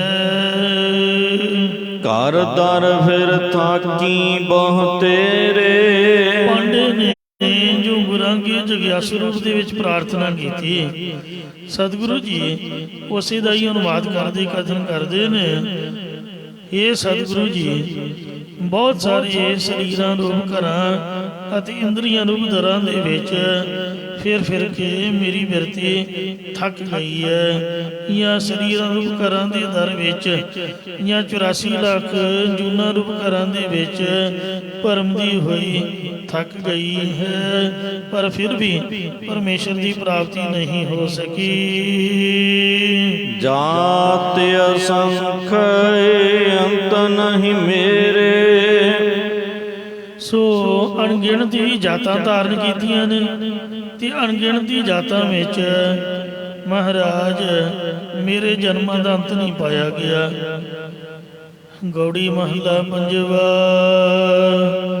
ਕਈ ਜਨਮ ਭਏ ਕੀਟ ਪਤੰਗਾ, ਕਈ ਜਨਮ ਗਜ ਮੀਨ ਕੁਰੰਗਾ। ਕਈ ਜਨਮ ਬੰਗੀ ਸਰਬ ਹੋਇਓ, ਕਈ ਜਨਮ ਹੈ ਬਿਰਖ ਜੋਇਓ। ਮਿਲ ਜਗਦੀਸ਼ ਮਿਲਨ ਕੀ ਬਰੀਆ, ਚਿਰੰਕਾਲੀ ਦੇ ਸੰਜਰੀਆ ਰਹਾਉ। ਕਈ ਜਨਮ ਸੈਲ ਗਿਰ ਕਰਿਆ, ਕਈ ਜਨਮ ਗਰਭ ਹਿਰ ਖਰਿਆ। ਕਈ ਜਨਮ ਸਾਖ ਕਰ ਉਪਾਇਆ, 184 ਜੋਨ ਪਰਮਾਹਿਆ। ਸਾਧ ਸੰਗ ਭਇਓ ਜਨਮ ਪਦਾਰਥ, ਕਰ ਸੇਵਾ ਭਜ ਹਰ ਹਰ ਗੁਰਮਤਿ। ਤਿਆਗ ਮਾਨ ਝੂਠ ਅਭਿਮਾਨ, ਜੀਵਤ ਮਰੇ ਦਰਗ ਹੈ ਪਰਵਾਨ। ਅੰਤ ਨਹੀਂ ਪਾਇਆ। ਅਣਗਿਣਤ ਮੇਰੇ 84 ਲੱਖ ਜੂਨਾਂ ਦੇ ਵਿੱਚ ਜਨਮ ਹੋਏ, ਪਰ ਅੰਤ ਨਹੀਂ ਪਾਇਆ ਜਾ ਸਕਿਆ। ਇਸੇ ਪ੍ਰਕਾਰ ਘਰ ਦਰ ਫਿਰ ਥਾਕੀ ਬਹੁ ਤੇਰੇ। ਦੇਵੀ ਦੇਵਤਿਆਂ ਰੂਪ ਘਰਾਂ ਦੇ ਦਰ ਬੂਹਿਆਂ ਦੀ ਉਪਾਸਨਾ ਕਰਦੀ ਹੋਈ ਫਿਰ ਕੇ ਮੇਰੀ ਬਿਰਤੀ ਥੱਕ ਗਈ ਹੈ। ਇਉਂ ਅਨੰਤ ਦੇਵੀ ਦੇਵਤਿਆਂ ਦੀ ਉਪਾਸਨਾ ਕਰਨੀ ਕਰਕੇ ਬਾਰ-ਬਾਰ ਜੂਨਾਂ ਦੇ ਵਿੱਚ ਆਉਣਾ ਪਿਆ, ਮੁਕਤੀ ਨਹੀਂ ਹੋ ਸਕੀ। ਘਰ ਸ਼ਾਸਤਰਾਂ ਦੇ ਦਰ ਵਿੱਚ ਪਰਮੇਸ਼ਰ ਨੂੰ ਢੂੰਡਦੀ ਮੇਰੀ ਬਿਰਤੀ ਬਹੁਤ ਸਾਰੀ ਥੱਕ ਗਈ ਹੈ ਜੀ। ਜਾਤ ਅਸੰਖ ਅੰਤ ਨਹੀਂ ਮੇਰੇ। ਅਨੇਕਾਂ ਵਿਚਾਰਾਂ ਜਾਤ ਬੁੱਧੀ ਦੇ ਅੰਦਰ ਧਾਰਨ ਕੀਤੀਆਂ, ਭਾਵ ਕਦੇ ਭੇਦਵਾਦੀਆਂ ਦੀਆਂ, ਕਦੇ ਚਾਰਵਾਕੀਆਂ ਦੀਆਂ, ਕਦੇ ਅਨੀਸ਼ਰਵਾਦੀਆਂ ਦੀਆਂ, ਇਤਿਆਦਿਕ ਅਨੇਕਾਂ ਵਿਚਾਰਾਂ ਵਿੱਚ ਫਸਿਆ ਰਿਹਾ। ਕਿਉਂ ਬੁੱਧੀ ਦੀ ਚਤੁਰਾਈ ਨਾਲ ਮੇਰੇ ਪਾਸੋਂ ਅੰਤ ਨਹੀਂ ਪਾਇਆ ਗਿਆ। ਕੀਤੇ ਮਾਤ ਪਿਤਾ ਸੁਤ ਧੀਆਂ। ਕਈ ਵਾਰ ਮਾਂ ਪਿਓ ਪੁੱਤਰ ਤੇ ਧੀਆਂ ਆਦਿਕ ਸੰਸਾਰੀ ਸਾਖ ਬਣਦੇ ਰਹੇ ਨੇ, ਜਾਂ ਇਹ ਸਾਖ ਸਾਰੇ ਜਨਮਾਂ ਦੇ ਵਿੱਚ ਹੋਏ।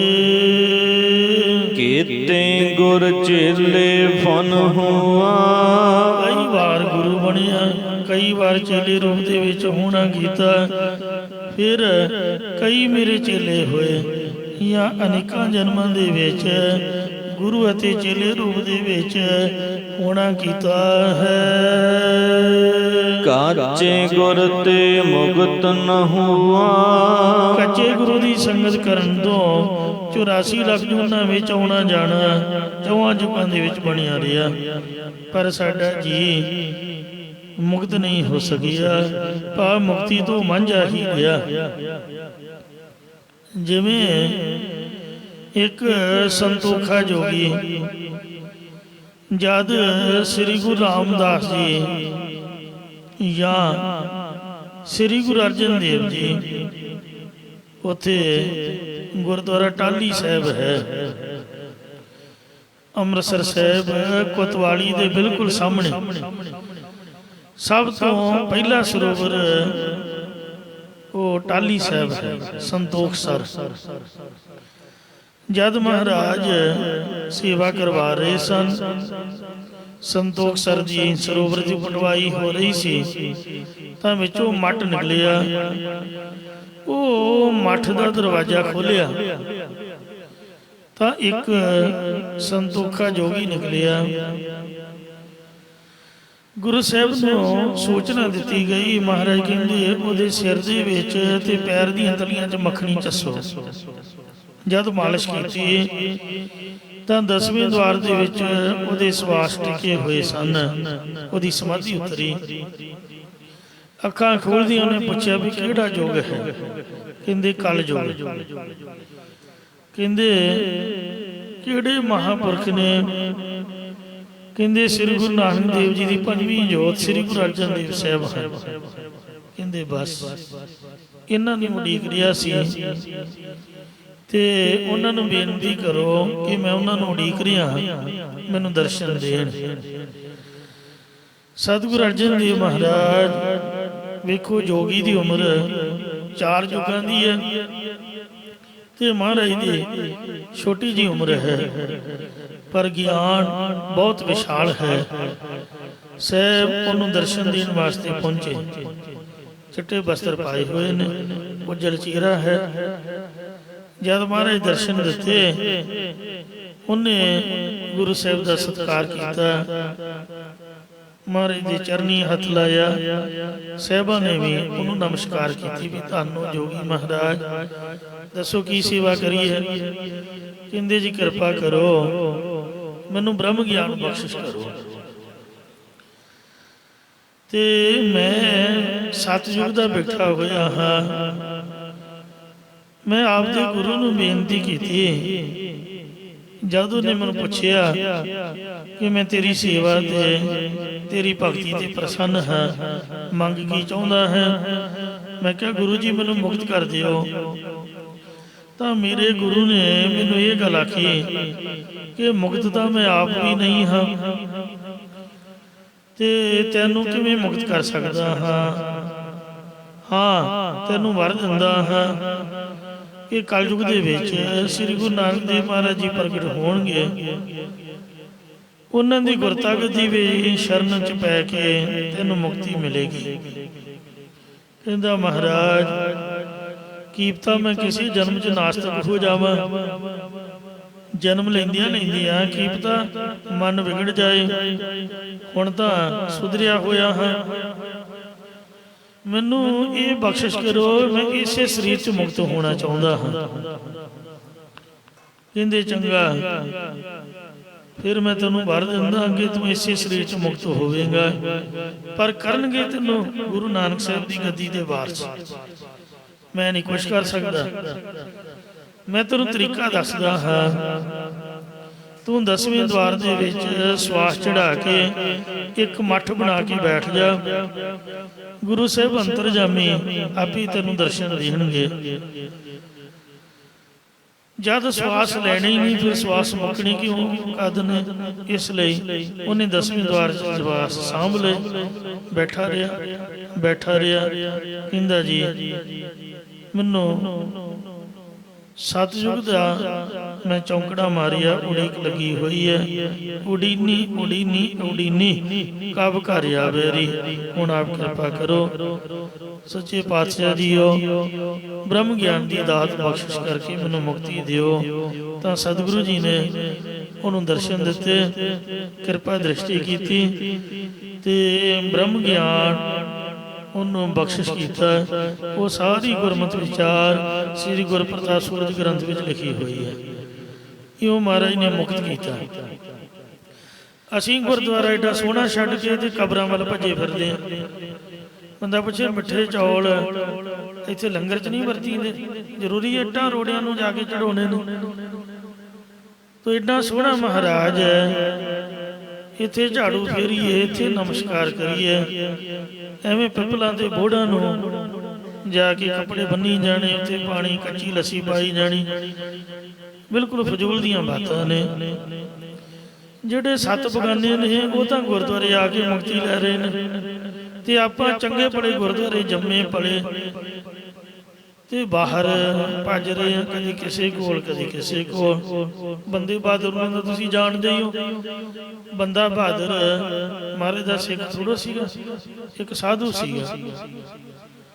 ਉਹ ਵੀ ਤਾਂ ਕਲਗੀਧਰ ਮਹਾਰਾਜ ਦੀ ਕਰਾਮਾਤ ਵੇਖ ਕੇ, ਸਤਿਗੁਰੂ ਜੀ ਦਾ ਪ੍ਰਭਾਵ, ਉਹਨਾਂ ਦੀ ਸ਼ਕਤੀ ਵੇਖ ਕੇ ਨਿਉ ਗਿਆ। ਜਿਹੜੇ 4 ਵੀਰ ਉਹਨੇ ਵਸ ਕੀਤੇ ਹੋਏ ਸੀ, ਉਹਨਾਂ ਤੋਂ ਕਿਤੇ ਵਿਸ਼ਾਲ ਸ਼ਕਤੀ ਦੇ ਮਾਲਕ ਕਲਗੀਧਰ ਮਹਾਰਾਜ ਦੇ ਦਰਸ਼ਨ ਕੀਤੇ।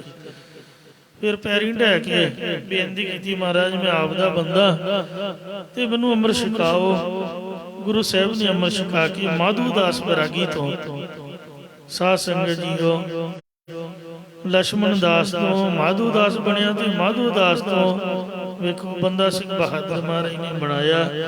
ਫਿਰ ਉਹਨੂੰ ਕਿੰਨਾ ਪਿਆਰ ਜਾਗਿਆ, ਉਹਨੇ ਵੇਖੋ ਆਪਦੀ ਜਾਨ ਭੇਟਾ ਕਰ ਦਿੱਤੀ। ਪੂਰੀ ਤਨਦੇਹੀ ਦੇ ਨਾਲ ਯੁੱਧ ਕਰਕੇ ਛੋਟੇ ਸਾਹਿਬਜ਼ਾਦੇ ਸ਼ਹੀਦੀ ਦਾ ਬਦਲਾ ਲਿਆ। ਵਜੀਦੇ ਨੂੰ ਘੋੜੇ ਦੀਆਂ ਟਾਪਾਂ ਪਿੱਛੇ ਪਾ ਕੇ ਘੜੀਸ ਕੇ ਮਾਰਿਆ। ਤੁਹਾਡੇ ਕੋਲ ਹੀ ਚੱਪੜ ਚੜੀ ਦਾ ਮੈਦਾਨ ਹੈ। ਇੱਕ ਸਾਧੂ ਗੁਰਦੁਆਰੇ ਆਇਆ, ਵੇਖਿਆ ਵੀ ਗੁਰੂ ਘਰ ਵੱਡਾ ਹੈ, ਸਭ ਤੋਂ ਵੱਡਾ ਸਤਿਗੁਰੂ ਨਾਨਕ ਜਿਨ ਕਾ ਰਾਖੀ ਮੇਰੀ, ਤੇ ਗੁਰਦੁਆਰੇ ਸੇਵਾ ਕਰਕੇ ਵੇਖੋ ਕਿੰਨੀ ਉਹਨੇ ਪੰਥ ਪ੍ਰਸਿੱਧੀ ਪ੍ਰਾਪਤ ਕੀਤੀ। ਜੇ ਆਪਾਂ ਆਖੀਏ ਸਭ ਤੋਂ ਪਹਿਲਾਂ ਖਾਲਸਾ ਰਾਜ ਦਾ ਬਾਨੀ ਬਾਬਾ ਬੰਦਾ ਸਿੰਘ ਬਹਾਦਰ ਹੋਇਆ, ਜਿਹਨੇ ਸਰਹੰਦ ਦੇ ਵਿੱਚ ਖਾਲਸੇ ਰਾਜ ਦੀ ਰਾਜਧਾਨੀ ਕਾਇਮ ਕੀਤੀ, ਤੇ ਬਾਬਾ ਬਾਜ ਸਿੰਘ ਜੀ ਉਹਨਾਂ ਨੂੰ ਇੱਥੋਂ ਦੇ ਸਰਪ੍ਰਸਤ ਥਾਪਣਾ ਕੀਤਾ। ਪੂਰੀ ਆਪਦੀ ਜ਼ਿੰਦਗੀ ਵਿੱਚ ਧੁੰਮ ਮਚਾਈ ਰੱਖੀ। ਠੀਕ ਹੈ, ਮਰਨਾ ਤੇ ਸਾਰਿਆਂ ਨੇ, ਤੇ ਪਰ ਸਿੱਖੀ ਸਿੱਧਕ ਨਿਭਾ ਗਏ। ਦਿੱਲੀ ਦੇ ਅੱਗੇ ਝੁਕੇ ਨਹੀਂ, ਗੋਡੀਆਂ ਨਹੀਂ ਟੇਕੀਆਂ, ਬਾਹਾਂ ਖੜੀਆਂ ਨਹੀਂ ਕੀਤੀਆਂ, ਆਪਦੇ ਧਰਮ 'ਚ ਪਰਪੱਕ ਰਹਿ ਕੇ ਇਸਾਂ ਸਵਾਸਾ ਸਿੱਖੀ ਨਿਭਾ ਕੇ 700 ਸਿੱਖਾਂ ਸਮੇਤ ਮਹਿਰੌਲੀ ਨਗਰ, ਜਿਸ ਤਰ੍ਹਾਂ ਸੁਹਾਣੇ ਪਿੰਡ ਦੇ ਵਿੱਚ ਸ਼ਹੀਦਾਂ ਦੀ ਜਗ੍ਹਾ, ਇਸ ਤਰ੍ਹਾਂ ਦਿੱਲੀ ਦੇ ਬਾਹਰ 10 ਕਿਲੋਮੀਟਰ ਦੂਰ ਮਹਿਰੌਲੀ ਪਿੰਡ ਦੇ ਵਿੱਚ ਬਾਬਾ ਜੀ ਦੀ ਜੋਤ ਜਗਦੀ ਹੈ, ਅਖੰਡ ਜੋਤ। ਪਹਿਲਾਂ ਪੁਰਾਣਾ ਜਿਹਾ ਗੁਰਦੁਆਰਾ ਸੀਗਾ ਤੇ ਹੁਣ ਬੜਾ ਸੋਹਣਾ ਬਣ ਗਿਆ ਹੈ। ਜੋਤ ਸਭ ਤੋਂ ਉੱਪਰ ਜਗ ਰਹੀ ਹੈ। ਜਿੱਥੇ ਬਾਕੀ ਦੇ ਸਿੰਘ ਸ਼ਹੀਦ ਹੋਏ 700, ਉੱਥੇ ਵੱਖਰੀ ਜੋਤ ਬਾਜ਼ਾਰ ਦੇ ਵਿੱਚ ਵੱਖਰੀ ਜਗ ਰਹੀ ਹੈ ਸ਼ਹੀਦਾਂ ਦੀ, ਤੇ ਬਾਕੀ ਬਾਬਾ ਜੀ ਦੀ ਜੋਤ ਗੁਰੂ ਘਰ ਦੇ ਉੱਪਰ ਮਹਿਰੌਲੀ ਨਗਰ ਦੇ ਵਿੱਚ ਸ਼ਹੀਦਾਂ ਦਾ ਪਵਿੱਤਰ ਸਥਾਨ ਹੈ। ਨਾਲ ਹੀ ਕੁਤਬ ਮੀਨਾਰ ਹੈ, ਕੁਤਬ ਮੀਨਾਰ ਦੇ ਕੋਲ ਹੀ ਇਹਨਾਂ ਦਾ ਪਵਿੱਤਰ ਸਥਾਨ ਹੈ। ਤਾਂ ਇਸ ਤਰ੍ਹਾਂ ਬੜਿਆਂ ਨੇ ਆ ਕੇ ਗੁਰੂ ਘਰ ਦੀ ਸ਼ਰਨ ਪ੍ਰਾਪਤ ਕੀਤੀ ਤੇ ਮੁਕਤੀ ਨੂੰ ਪ੍ਰਾਪਤ ਹੋਏ। ਆਪਾਂ ਸੱਚਾ ਗੁਰੂ ਛੱਡ ਕੇ ਤੇ ਬਾਹਰ ਨੂੰ ਭੱਜ ਰਹੇ ਹਾਂ, ਸਾਨੂੰ ਸੋਚਣਾ ਪਏਗਾ। ਛੇਵੇਂ ਪਾਤਸ਼ਾਹ ਮੀਰੀ ਪੀਰੀ ਦੇ ਮਾਲਕ ਜਦੋਂ ਮਾਲਵੇ ਦੀ ਧਰਤੀ ਨੂੰ ਭਾਗ ਲਾ ਰਹੇ ਸਨ ਤਾਂ ਫਿਰੋਜ਼ਪੁਰ ਜ਼ਿਲ੍ਹੇ ਦੇ ਪਿੰਡ ਲਧਾਈਕੇ ਦੇ ਵਿੱਚ ਪਹੁੰਚੇ। ਉੱਥੇ ਇੱਕ ਚੌੜੇ ਫਨ ਵਾਲਾ ਭਾਰੀ ਸੱਪ ਦੇਖਿਆ, ਜਿਸ ਦੇ ਪੇਟ ਦੇ ਵਿੱਚ ਕੀੜੇ ਭਰੇ ਪਏ ਸਨ। ਸਿੱਧਾ ਫਨ ਚੁੱਕੀ ਗੁਰੂ ਜੀ ਵੱਲ ਆ ਰਿਹਾ ਸੀ। ਭਾਈ ਬਿਧੀ ਚੰਦ ਜੀ ਕਹਿਣ ਲੱਗੇ, ਮਹਾਰਾਜ ਇਹ ਬਹੁਤ ਖਤਰਨਾਕ ਸੱਪ ਸਿੱਧਾ ਤੁਹਾਡੇ ਵੱਲ ਆ ਰਿਹਾ ਤੇ ਇਹਨੂੰ ਮਾਰ ਮੁਕਾਈਏ, ਰਸਤੇ ਤੋਂ ਹਟਾ ਦਈਏ ਜੀ। ਸਤਿਗੁਰੂ ਜੀ ਨੇ ਕਿਹਾ, ਬਿਧੀ ਚੰਦ ਸ਼ੰਕਾ ਨਾ ਕਰ, ਇਹ ਸੱਪ ਸਾਡੀ ਸ਼ਰਨ ਆ ਰਿਹਾ, ਆਪਣੀ ਕਲਿਆਣ ਵਾਸਤੇ ਆ ਰਿਹਾ ਹੈ। ਮਹਾਰਾਜ ਨੇ ਜਦੋਂ ਸੱਪ ਨਜ਼ਦੀਕ ਆਇਆ ਤੇ ਜੋੜੇ ਸਮੇਤ ਘੋੜੇ ਤੇ ਚੜੇ ਹੋਏ ਸੀਗੇ, ਘੋੜੇ ਤੋਂ ਉਤਰ ਕੇ ਸੱਪ ਥੱਲੇ ਸੀਗਾ, ਮਨ ਜੋੜਾ ਪਾਇਆ ਹੋਇਆ ਸੀਗਾ ਤੇ ਜੋੜੇ ਸਮੇਤ ਉਹ ਸੱਪ ਦੀ ਫਨ ਨੂੰ ਮਹਾਰਾਜ ਨੇ ਆਪਦਾ ਚਰਨ ਸੁਹਾਇਆ। ਚਰਨ ਛੋਹ ਪ੍ਰਾਪਤ ਕਰਦਿਆਂ ਸਾਰੀ ਸਾਧ ਸੰਗਤ ਜੀ ਉਹ ਸੱਪ ਦਾ ਸਾਰਾ ਸਰੀਰ ਫਟ ਗਿਆ ਤੇ ਉਹਦੇ ਵਿੱਚੋਂ ਪਤਾ ਨਹੀਂ ਹਜ਼ਾਰਾਂ ਹੀ ਕੀੜੇ ਵਿੱਚੋਂ ਨਿਕਲੇ। ਉਹਦੀ ਦੇਹ ਸਾਰੀ ਕੀੜਿਆਂ ਨਾਲ ਭਰੀ ਪਈ ਸੀ, ਕੁਰਬਲ ਕਰਦੇ ਜਿਉਂਦੇ ਕੀੜੇ। ਸੱਪ ਦੇ ਸਰੀਰ ਦੇ ਵਿੱਚੋਂ ਇੱਕ ਪ੍ਰਕਾਸ਼ ਵਾਲੀ ਰੂਹ ਨਿਕਲੀ। ਤਾਂ ਭਾਈ ਬਿਧੀ ਚੰਦ ਜੀ ਨੇ ਕਿਹਾ, ਮਹਾਰਾਜ ਇਹ ਕੀ ਚੀਜ਼ ਹੈ? ਤਾਂ ਸਤਿਗੁਰੂ ਜੀ ਨੇ ਉਸ ਰੂਹ ਨੂੰ ਕਿਹਾ, ਦੱਸ ਭਾਈ ਤੂੰ ਕੌਣ, ਆਪਦੇ ਬਾਰੇ ਸਾਰੀ ਗੱਲ ਦੱਸ। ਤਾਂ ਉਸ ਰੂਹ ਨੇ ਕਿਹਾ, ਹੇ ਗੁਰੂ ਸਾਹਿਬ ਜੀ, ਮੈਂ ਇੱਕ ਬਹੁਤ ਭਾਰੀ ਵਿਦਵਾਨ ਸੀਗਾ, ਮੇਰੇ ਅੰਦਰੋਂ ਮਾਇਆ ਦਾ ਮੋਹ ਨਾ ਛੁੱਟਿਆ। ਜਿਵੇਂ ਸ੍ਰੀ ਗੁਰੂ ਨਾਨਕ ਦੇਵ ਮਹਾਰਾਜ ਨੇ ਲਿਖਿਆ, ਸ਼ਲੋਕ ਮਹੱਲਾ ਪਹਿਲਾ, ਪੜ ਪੜ ਗੱਡੀ ਲੱਦੀ ਹੈ, ਪੜ ਪੜ ਭਰੀ ਹੈ ਸਾਥ, ਪੜ ਪੜ ਬੇੜੀ ਪਾਈ ਹੈ। ਤੇ ਇਉਂ ਮਹਾਰਾਜ ਨੇ ਇੱਥੇ ਲਿਖਿਆ ਕਿ ਪੜ੍ਹਿਆ ਮੂਰਖ ਆਖੀਐ, ਜਿਸ ਲੱਭ ਲੋਭ ਅਹੰਕਾਰ। ਜਿਹੜਾ ਤਾਂ ਅਨਪੜ੍ਹ ਵਿਚਾਰਾ, ਉਹਨੂੰ ਤਾਂ ਪਤਾ ਵੀ ਉਹਨੇ ਪੜ੍ਹਿਆ ਹੀ ਨਹੀਂ, ਉਹਨੂੰ ਕੁਛ ਆਉਂਦਾ ਹੀ ਨਹੀਂ, ਉਹ ਤਾਂ ਭਲਾ ਗਲਤੀ ਕਰੇ ਤਾਂ ਕੋਈ ਗੱਲ ਨਹੀਂ। ਪਰ ਜਿਹੜਾ ਪੜ੍ਹ ਲਿਖ ਕੇ ਲੱਭ ਕਰਦਾ, ਲੋਭ ਕਰਦਾ, ਹੰਕਾਰ ਕਰਦਾ, ਜਿਹਨੂੰ ਸਾਰਾ ਫਾਇਦਾ ਨੁਕਸਾਨ ਪਤਾ ਹੈ, ਤਾਂ ਫਿਰ ਵੀ ਉਹ ਔਗਣਾ ਵਿਕਾਰਾਂ ਵੱਲੋਂ ਹਟਦਾ ਨਹੀਂ। ਮਾਰੇ ਕਹਿੰਦੇ ਸਭ ਤੋਂ ਵੱਡਾ ਮੂਰਖ ਪੜ੍ਹਿਆ ਲਿਖਿਆ ਹੈ, ਜਿਸ ਨੂੰ ਲੱਭ ਲੋਭ ਦੇ ਹੰਕਾਰ ਹੈ। ਕਹਿੰਦਾ ਜੀ ਮਾਇਆ ਦਾ ਮੋਹ ਨਾ ਛੁੱਟਿਆ, ਹੰਕਾਰ ਨਾ ਗਿਆ, ਮੈਂ ਦੇਹ ਦੀ ਪੂਜਾ ਦੇ ਵਿੱਚ ਰੁੱਝਿਆ ਰਿਹਾ, ਨਾ ਮੈਂ ਨਾਮ ਦੀ ਕਮਾਈ ਕੀਤੀ, ਨਾ ਮੈਂ ਲੋਕਾਂ ਨੂੰ ਜਿਹੜੇ ਮੱਥਾ ਟੇਕਣ ਆਏ ਉਹਨਾਂ ਨੂੰ ਕੁਝ ਸਮਝਾਇਆ, ਸਗੋਂ ਲੋਕਾਂ ਦੀ ਜ਼ਿੰਮੇਵਾਰੀ ਲੈਂਦਾ ਰਿਹਾ ਕਿ ਜਾ ਭਗਤਾ ਤੂੰ ਮੁਕਤ ਹੋ ਜਾਏਗਾ, ਜਾ ਭਗਤਾ ਤੈਨੂੰ ਆ ਮਿਲ ਜਾਏਗਾ, ਵਰ ਦਿੰਦਾ ਰਿਹਾ। ਗੁਰੂ ਬਣ ਕੇ ਲੋਕਾਂ ਦੇ ਕੋਲੋਂ ਪੂਜਾ ਕਰਵਾਉਂਦਾ ਰਿਹਾ, ਲੋਕਾਂ ਨੂੰ ਪ੍ਰੇਰਦਾ ਸੀ ਕਿ ਭੇਟਾ ਮੈਨੂੰ ਦਿਓ, ਮੈਂ ਹੀ ਬ੍ਰਹਮ ਹਾਂ, ਮੈਂ ਤੁਹਾਨੂੰ ਮੁਕਤੀ ਦੇਵਾਂਗਾ।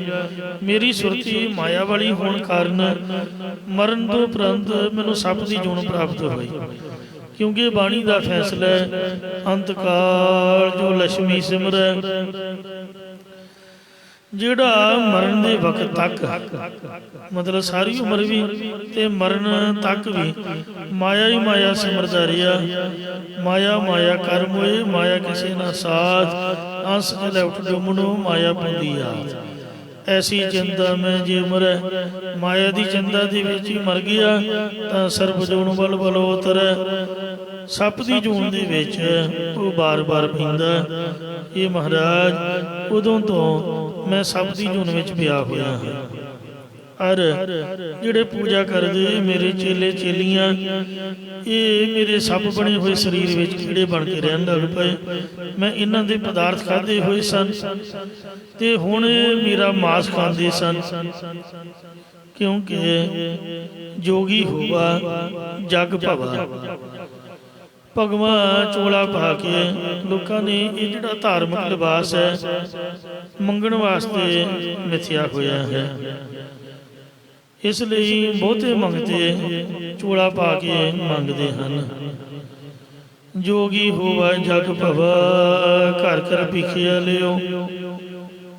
ਘਰੋਂ ਘਰ ਭਿਖਿਆ ਮੰਗਦਾ ਰਿਹਾ ਧਾਰਮਿਕ ਬਾਣਾ ਪਾ ਕੇ। ਪਰ ਦਰਗਾਹ ਲੇਖਾ ਮੰਗੀ ਹੈ ਕਿਸ ਕਿਸ ਉੱਤਰ ਦਿਓ। ਜਦ ਦਰਗਾਹ ਦੇ ਵਿੱਚ ਉਹ ਲੈਣ ਲਾ ਕੇ ਖੜ ਗਏ, ਕਹਿੰਦੇ ਵੀ ਤੂੰ ਸਾਡਾ ਖਾਧਾ ਹੈ ਤੇ ਸਾਨੂੰ ਲੇਖਾ ਦੇ, ਜਾਂ ਤਾਂ ਮੁਕਤੀ ਕਰਨ ਦੀ ਤਾਕਤ ਹੁੰਦੀ, ਜਾਂ ਨਾਮ ਜਪਣ ਬਾਰੇ ਸਿੱਖਿਆ ਦਿੰਦਾ, ਜਾਂ ਕਿਸੇ ਦੀ ਕਾਮਨਾ ਪੂਰੀ ਕਰਦਾ ਤੇ ਤਾਂ ਲੇਖਾ ਮੁੱਕ ਜਾਂਦਾ। ਪਰ ਖਾਂਦਾ ਰਿਹਾ, ਇਸ ਲਈ ਲੇਖਾ ਬਣਿਆ ਰਿਹਾ। ਲੇਖਾ ਲੀਜੈ ਤਿਲ ਜੋ ਪੀੜੀ, ਧਰਮ ਰਾਏ ਜਬ ਲੇਖਾ ਮੰਗੇ ਬਾਕੀ ਨਿਕਸੀ ਭਾਰੀ। ਪੰਜ ਕਿਰਸਾਨ ਵਾ ਭਾਗ ਗਏ ਲੈ ਵਾਧਿਓ ਜਿਉ ਦਰਬਾਰੀ। ਇਉਂ ਲੇਖਾ ਦੇਣਾ ਪੈਂਦਾ ਹੈ। ਜਿਵੇਂ ਤਿਲਾਂ ਦੇ ਵਿੱਚ ਤਿਲ ਪੀੜੀ ਦੇ ਨੇ, ਇਸ ਤਰ੍ਹਾਂ ਬੰਦੇ ਨੂੰ ਪੀੜੀਦਾ ਹੈ। ਧਰਮ ਰਾਜਾ ਵਾਹਿਗੁਰੂ ਦਾ ਕਰਿੰਦਾ ਇਸੇ ਵਾਸਤੇ ਬੈਠਾ ਹੈ ਕਿ ਜੀਵਾਂ ਕੋਲੋਂ ਲੇਖਾ ਲਿਆ ਜਾਏ। ਧਰਮ ਰਾਏ ਨੂੰ ਹੁਕਮ ਹੈ ਬੈ ਸੱਚਾ ਧਰਮ ਵਿਚਾਰ, ਦੂਜੇ ਭਾਏ ਦੁਸ਼ਟ ਆਤਮਾ ਉਹ ਤੇਰੀ ਸਰਕਾਰ। ਜਿਹੜੇ ਦਵੈਤ ਭਾਵ ਵਾਲੇ ਨੇ ਨਾਮ ਤੋਂ ਬਗੈਰ, ਮਹਾਰਾਜ ਦਾ ਹੁਕਮ ਹੈ ਕਿ ਉਹਨਾਂ ਉੱਪਰ ਤੇਰੀ ਸਰਕਾਰ ਹੈ। ਸੋ ਮਹਾਰਾਜ ਲੇਖੇ ਵਜੋਂ ਜਦ ਮੈਂ ਸੱਪ ਬਣਿਆ ਤੇ ਉਹ ਹੁਣ ਮੇਰਾ ਮਾਸ ਕੱਟ ਕੱਟ ਕੇ ਖਾਂਦੇ ਰਹੇ। ਹੇ ਦੀਨ ਦਿਆਲ ਗੁਰੂ ਜੀ, ਹੁਣ ਮੈਂ ਆਪ ਜੀ ਦੀ ਚਰਨ ਛੋਹ ਪ੍ਰਾਪਤ ਕੀਤੀ ਹੈ। ਆਪ ਨੇ ਅਪਾਰ ਕਿਰਪਾ ਕਰਕੇ ਤੇ ਮੈਨੂੰ ਮੁਕਤ ਕੀਤਾ ਹੈ। ਮੇਰੇ ਸਾਰੇ ਸਰੀਰ ਸੁਰਾਖ ਪਏ ਹੋਏ ਸਨ। ਆਪ ਜੀ ਦੀ ਪਵਿੱਤਰ ਚਰਨ ਛੋਹ ਨੇ ਮੇਰੀ ਕਲਿਆਣ ਕਰ ਦਿੱਤੀ। ਮੇਰੀ ਦੇਹ ਛੁੱਟ ਗਈ ਹੈ ਜੀ। ਆਪ ਜੀ ਪਰਉਪਕਾਰੀ ਹੋ। ਆਪ ਦੀ ਕਿਰਪਾ ਨਾਲ ਹੁਣ ਮੈਂ ਬੈਕੁੰਠ ਨੂੰ ਚੱਲਿਆ। ਇਹ ਕਹਿ ਕੇ ਰੂਹ ਅਲੋਪ ਹੋ ਗਈ। ਸਤਿਗੁਰੂ ਜੀ ਨੇ ਇਹਦੀ ਦੇਹ 'ਚ ਪਏ ਹੋਏ ਕੀੜਿਆਂ ਦਾ ਕਲਿਆਣ ਵੀ ਕਰ ਦਿੱਤਾ। ਇੰਜ ਪਾਤਸ਼ਾਹ ਜੀ ਫਰਮਾਨ ਕਰਦੇ ਹਨ, ਕਾਚ ਗੁਰ ਤੇ ਮੁਕਤ ਨ ਹੋਆ। ਗੁਰੂ ਵਾਲੇ ਬਣਨਾ ਚਾਹੀਦਾ ਹੈ, ਪਰ ਦੁਨਿਆਵੀ ਕੱਚੇ ਬਿਲੇ ਗੁਰੂ ਨੂੰ ਧਾਰਨ ਨਾ ਕਰੋ, ਸਗੋਂ ਨੁਕਸਾਨ ਹੋਵੇਗਾ। ਮਹਾਰਾਜ ਨੇ ਆਖਿਆ, ਨਾਨਕ ਕੱਚੜਿਆਂ ਸਿਉ ਤੋੜ, ਕੱਚੇ ਬਿਲਿਆਂ ਨਾਲੋਂ ਤੋੜ ਲਵੋ। ਟੂੜ ਸੱਜਣ ਸੰਤ ਪੱਕਿਆ, ਪੱਕੀ ਅਵਸਥਾ ਵਾਲੇ ਸੰਤਾਂ ਨੂੰ ਲੱਭ ਲਵੋ। ਤੇ ਓਏ ਜੀਵਨ ਦੇ ਵਿਛੜੇ, ਓਏ ਮੋਇਆ ਨਾ ਜਾਹੀ ਛੋੜ। ਜਿਹੜੇ ਕੱਚੇ ਬਿਲੇ ਨੇ ਉਹਦਾ ਜਿਉਂਦਿਆਂ ਸਾਹ ਛੱਡ ਦਿੰਦੇ, ਜਿਹੜੇ ਪੱਕੀ ਅਵਸਥਾ ਵਾਲੇ ਨੇ ਗੁਰੂ ਮਹਾਰਾਜ ਭਾਗ ਭਾਗ ਗੁਰ ਸੰਤ ਮਿਲਾਇਆ, ਉਹ ਜੀਵਾਤਮਾ ਦੇ ਨਾਲ ਸਹਾਇਤਾ ਕਰਦੇ ਨੇ। ਇਸ ਲਈ ਜਿਹੜੇ ਦੁਨਿਆਵੀ ਕੱਚੇ ਬਿਲੇ ਗੁਰੂ ਨੇ, ਮਾਇਆ ਦੇ ਮੋਹ ਵਾਲੇ ਨੇ, ਉਹਨਾਂ ਤੋਂ ਮੁਕਤੀ ਨਹੀਂ ਜੇ ਹੁੰਦੀ। ਭਾਈ ਰੇ ਗੁਰ ਬਿਨ ਗਿਆਨ ਨਾ ਹੋਏ, ਗਿਆਨ ਤੋਂ ਬਗੈਰ ਮੁਕਤੀ ਕਿੱਥੇ ਹੈ। ਭਾਈ ਰੇ ਗੁਰ ਬਿਨ ਗਿਆਨ ਨਾ ਹੋਏ, ਪੁੱਛੋ ਬ੍ਰਹਮੇ ਨਾਰਦ ਵੇਦ ਵਿਆਸੈ ਕੋਏ। ਭਾਵੇਂ ਬ੍ਰਹਮੇ ਨੂੰ, ਭਾਵੇਂ ਨਾਰਦ ਨੂੰ, ਭਾਵੇਂ ਵੇਦ ਵਿਆਸ ਨੂੰ ਪੁੱਛ ਲਵੋ। ਇਸ ਲਈ ਗੁਰ ਬਿਨ ਘੋਰ ਅੰਧਾਰ, ਗੁਰੂ ਬਿਨ ਸਮਝ ਨ ਆਵੇ। ਗੁਰ ਬਿਨ ਸੁਰਤ ਨ ਸਿਧ, ਗੁਰੂ ਬਿਨ ਮੁਕਤ ਨ ਪਾਵੈ। ਗੁਰ ਕਰ ਸੱਚ ਵਿਚਾਰ, ਗੁਰੂ ਕਰ ਹੀ ਮਨ ਮੇਰੇ। ਗੁਰ ਕਰ ਸ਼ਬਦ ਸਪੁੰਨ, ਅਗਨ ਕਟੈ ਸਭ ਤੇਰੇ। ਗੁਰ ਨੈਣ ਬੈਣ ਗੁਰ ਗੁਰ ਕਰੋ, ਗੁਰੂ ਸਤ ਕਉ ਨਲ ਕਹਿ। ਜਿਨ ਗੁਰੂ ਨ ਦੇਖਿਓ ਨਹੁ ਕੀਓ, ਤੀ ਅਕਿਆਤ ਸੰਸਾਰ ਮੈਂ। ਸੋ ਗਿਆਨ ਧਿਆਨ ਕਿਛ ਕਰਮ ਨ ਜਾਣੈ, ਸਾਰ ਨ ਜਾਣਾ ਤੇਰੀ। ਸਭ ਤੇ ਵੱਡਾ ਸਤਿਗੁਰ ਨਾਨਕ, ਜਿਨ ਕਾ ਰਾਖੀ ਮੇਰੀ। ਸ੍ਰੀ ਗੁਰੂ ਨਾਨਕ ਦੇਵ ਜੀ ਹੋਈ ਗੁਰੂ ਨੇ, ਅਸਲੀ ਗੁਰੂ। 15 ਭਗਤਾਂ ਦੀ ਬਾਣੀ ਸ੍ਰੀ ਗੁਰੂ ਗ੍ਰੰਥ ਸਾਹਿਬ ਦੇ ਵਿੱਚ ਹੈ। ਸਾਰਿਆਂ ਦੇ ਗੁਰੂ ਸੀਗੇ। ਕਬੀਰ ਜੀ ਦਾ, ਰਵਿਦਾਸ ਜੀ ਦਾ, ਰਾਮਾਨੰਦ ਗੁਰੂ ਸੀਗਾ। ਪਰ ਰਾਮਾਨੰਦ ਤਾਂ ਖੁਦ ਆਪ ਗੁਰੂ ਨਾਨਕ ਸਾਹਿਬ ਦਾ ਸਿੱਖ ਹੋਇਆ। ਤੇ ਸਾਰਿਆਂ ਸੰਤਾਂ ਭਗਤਾਂ ਨੂੰ ਗੁਰੂ ਮਹਾਰਾਜ ਜੀ ਮਿਲੇ ਨੇ। ਫਰੀਦ ਦਾ ਵੀ ਗੁਰੂ ਸੀਗਾ। ਬਾਬੇ ਫਰੀਦ ਨੇ ਸ਼ੇਖ ਸ਼ਾਹ ਸ਼ਰਫ ਨੂੰ ਗੁਰੂ ਧਾਰਿਆ, ਜਾਂ ਸਮਝ ਲਓ ਮਲਾਪੀ ਸੀ ਸ਼ੇਖ ਸ਼ਾਹ ਸ਼ਰਫ ਦਾ। ਨਾਮਦੇਵ ਜੀ ਵੀ ਗੁਰੂ ਸੀਗਾ, ਜੋ ਗੁਰੂ ਗਿਆਨ ਦੇਵ ਜਾਂ ਸਮਝ ਲਓ ਉਹਦੇ ਮਲਾਪੀ ਸਨ। ਇੱਕ ਦੂਜੇ ਨਾਲ ਗਿਆਨ ਦੀ ਚਰਚਾ ਕਰਿਆ ਕਰਦੇ। ਪਰ ਸਾਧ ਸੰਗਤ ਜੀਓ, ਜਿੰਨੇ ਸੰਤ ਭਗਤ ਹੋਏ ਜਾਂ ਜਿੰਨੇ ਵੀ ਗੁਰੂ ਹੋਏ, ਸਭ ਸਰਗੁਣ ਦੇ ਉਪਾਸ਼ਕ ਸਨ। ਇੱਕੋ ਇੱਕ ਸ੍ਰੀ ਗੁਰੂ ਨਾਨਕ ਦੇਵ ਮਹਾਰਾਜ ਨੇ ਨਿਰਗੁਣ ਚ ਭੇਦਤਾ ਬਖਸ਼ਿਸ਼ ਕੀਤੀ ਹੈ। ਨਿਰਗੁਣ ਬ੍ਰਹਮ ਦੀ ਜਾਣਕਾਰੀ ਸਵਾਏ ਗੁਰੂ ਨਾਨਕ ਸਾਹਿਬ ਤੋਂ ਅੱਜ ਤੱਕ ਕਿਸੇ ਨੂੰ ਨਹੀਂ ਹੋਈ। ਭਗਤ ਪ੍ਰਹਿਲਾਦ ਜੀ, ਭਗਤ ਧਰੂ ਜੀ, ਇਹਨਾਂ ਨੂੰ ਵੀ ਅਕਾਲ ਪੁਰਖ ਦੇ ਦਰਸ਼ਨ ਸ੍ਰੀ ਗੁਰੂ ਨਾਨਕ ਦੇਵ ਮਹਾਰਾਜ ਨੇ ਬਖਸ਼ੇ ਨੇ। ਇਹ ਵੀ ਵਿਸ਼ਨੂੰ ਭਗਵਾਨ ਦੇ ਸਰਗੁਣ ਦੇ ਉਪਾਸ਼ਕ ਸੀਗੇ। ਤੇ ਵਿਸ਼ਨੂੰ ਦੀ ਬੈਕੁੰਠਪੁਰੀ ਤੋਂ ਥੋੜਾ ਜਿਹਾ ਉੱਪਰ ਸੱਚਖੰਡ ਦੀ ਡਿਉੜੀ ਮੰਨੇ ਨੇ। ਸੱਚਖੰਡ ਦੇ ਦਰਵਾਜ਼ੇ ਸ੍ਰੀ ਗੁਰੂ ਨਾਨਕ ਦੇਵ ਮਹਾਰਾਜ ਨੇ ਖੋਲੇ ਨੇ। ਇਸ ਲਈ ਗੁਰੂਆਂ ਦੇ ਗੁਰੂ, ਪੀਰਾਂ ਦੇ ਪੀਰ, ਜਾਹਰ ਪੀਰ, ਜਗਤ ਜਗ ਬਾਬਾ। ਹਿੰਦੂਆਂ ਦੇ ਗੁਰੂ ਤੇ ਮੁਸਲਮਾਨਾਂ ਦੇ ਪੀਰ। ਸਾਡੇ ਤਾਂ ਬਾਬੇ ਨੇ, ਦਾਦੇ ਨੇ, ਸਾਡੇ ਤਾਂ ਮਾਂ ਪਿਓ ਹੀ, ਸਾਡਾ ਤਾਂ ਜਨਮ ਹੀ ਮਹਾਰਾਜ ਤੋਂ ਹੋਇਆ। ਇਸ ਲਈ ਆਪਾਂ ਭਲਾ ਇੱਥੇ ਜੰਮ ਕੇ ਪੜ ਕੇ ਤੇ ਇਹ ਘਰ ਛੱਡ ਕੇ ਆਪਾਂ ਬਾਹਰ ਕਿਉਂ ਜਾਂਦੇ ਹਾਂ ਭਾਈ? ਜੇ ਕੋਈ ਸਾਨੂੰ ਪੁੱਛੇ ਵੀ ਕੀ ਮਾਂ ਪਿਓ ਦੇ ਘਰ ਵਿੱਚੋਂ ਤੁਹਾਨੂੰ ਕੋਈ ਘਾਟ ਕਮੀ ਹੈ ਤਾਂ ਹੀ ਗੁਆਂਢੀਆਂ ਕੋਲੋਂ ਮੰਗੀਦਾ। ਤੋ ਜੇ ਇਸ ਘਰ ਦੇ ਵਿੱਚ ਸਭ ਕੁਝ ਹੈ, ਸਾਚੇ ਸਾਹਿਬਾ ਕਿਆ ਨਹੀਂ ਕਰਦੀ ਰਹਿ। ਘਰ ਤਾਂ ਤੇਰਾ ਸਭ ਕੁਝ ਹੈ, ਜਿਸ ਦੇਹ ਸੋ ਪਾਵੇ। ਪਦਾਰਥ ਵਸਤੂਆਂ ਤਾਂ ਸਭ ਹੈ ਹੀ, ਮੁਕਤੀ ਤਾਂ ਮਹਾਰਾਜ ਤੋਂ ਬਗੈਰ ਕੋਈ ਹੋਰ ਦੇ ਹੀ ਨਹੀਂ ਸਕਦਾ। ਦੇਵੀ ਦੇਵਤੇ ਵੀ ਖੁਦ ਆਪ ਮੁਕਤ ਨਹੀਂ ਹਨ, ਪਦਾਰਥ ਦੇ ਸਕਦੇ ਨੇ। ਮੁਕਤੀ ਤੇ ਕੋਈ ਗੁਰੂ ਨਾਨਕ ਸਾਹਿਬ ਦੇ ਚਰਨਾਂ ਵਿੱਚ ਹੈ ਕੇਵਲ ਮੁਕਤੀ। ਤੇ ਇਸ ਲਈ ਇਹ ਘਰ ਨੂੰ ਛੱਡ ਕੇ ਕਿਤੇ ਜਾਣ ਦੀ ਆਗਿਆ ਨਹੀਂ ਹੈ। ਸੋ ਸਤਿਗੁਰੂ ਮਹਾਰਾਜ ਸੱਚੇ ਗੁਰੂ ਤੋਂ ਬਗੈਰ ਕੱਚੇ ਪਿੱਲੇ ਗੁਰੂ ਕਦੀ ਮੁਕਤ ਨਹੀਂ ਕਰ ਸਕਦੇ, ਨਾ ਕੋਈ ਹੋਇਆ ਹੈ। ਕੀਤੀ ਨਾਰ ਵਰ ਏਕ ਸਮਾਲ। ਕਿਤਨੀਆਂ ਹੀ ਸ੍ਰਿਸ਼ਟੀ ਦੇ ਅੰਦਰ ਜਗਿਆਸੂ ਰੂਪ ਇਸਤਰੀਆਂ ਨੇ ਜੋ ਇੱਕ ਪਤੀ ਪਰਮੇਸ਼ਰ ਨੂੰ ਯਾਦ ਕਰਦੀਆਂ ਨੇ। ਇਸੇ ਪ੍ਰਕਾਰ ਕੀਤੀ ਨਾਰ ਵਰ ਏਕ ਸਮਾਲ। ਕਿਤਨੀਆਂ ਹੀ ਪਰਮੇਸ਼ਰ ਦੀਆਂ ਮਹਾਤਮ ਰੂਪ ਨਾਰੀਆਂ, ਸਭ ਦਾ ਇੱਕੋ ਪਤੀ ਪਰਮੇਸ਼ਰ ਹੈ, ਉਹਨੂੰ ਗੁਰਮਤਿ ਦੁਆਰਾ ਸੰਭਾਲਣਾ ਕਰੋ। ਗੁਰਮੁਖ ਮਰਨ ਜੀਵਨ ਪ੍ਰਭ ਨਾਲ। ਜਿੰਨਾ ਚਿਰ ਗੁਰਮੁਖ ਜਨ ਸਰੀਰ ਕਰਕੇ ਜਿਉਂਦੇ ਰਹਿੰਦੇ ਹਨ, ਉਹ ਮਰਨ ਤੱਕ ਪਰਮੇਸ਼ਰ ਦੇ ਸਿਮਰਨ ਨਾਲ ਜੁੜੇ ਰਹਿੰਦੇ ਨੇ। ਇਸੇ ਤਰ੍ਹਾਂ ਗੁਰਮੁਖ ਮਰਨ ਜੀਵਨ ਪ੍ਰਭ ਨਾਲ। ਮਰਨਾ ਵੀ ਰੱਬ ਦੇ ਨਾਲ, ਜਿਸ ਤਰ੍ਹਾਂ ਬਾਬਾ ਹਨੂਮਾਨ ਸਿੰਘ ਰੱਬ ਦੇ ਨਾਮ ਤੇ ਆਪ ਦੀ ਜਾਨ ਬੇਟਾ ਕਰ ਗਿਆ।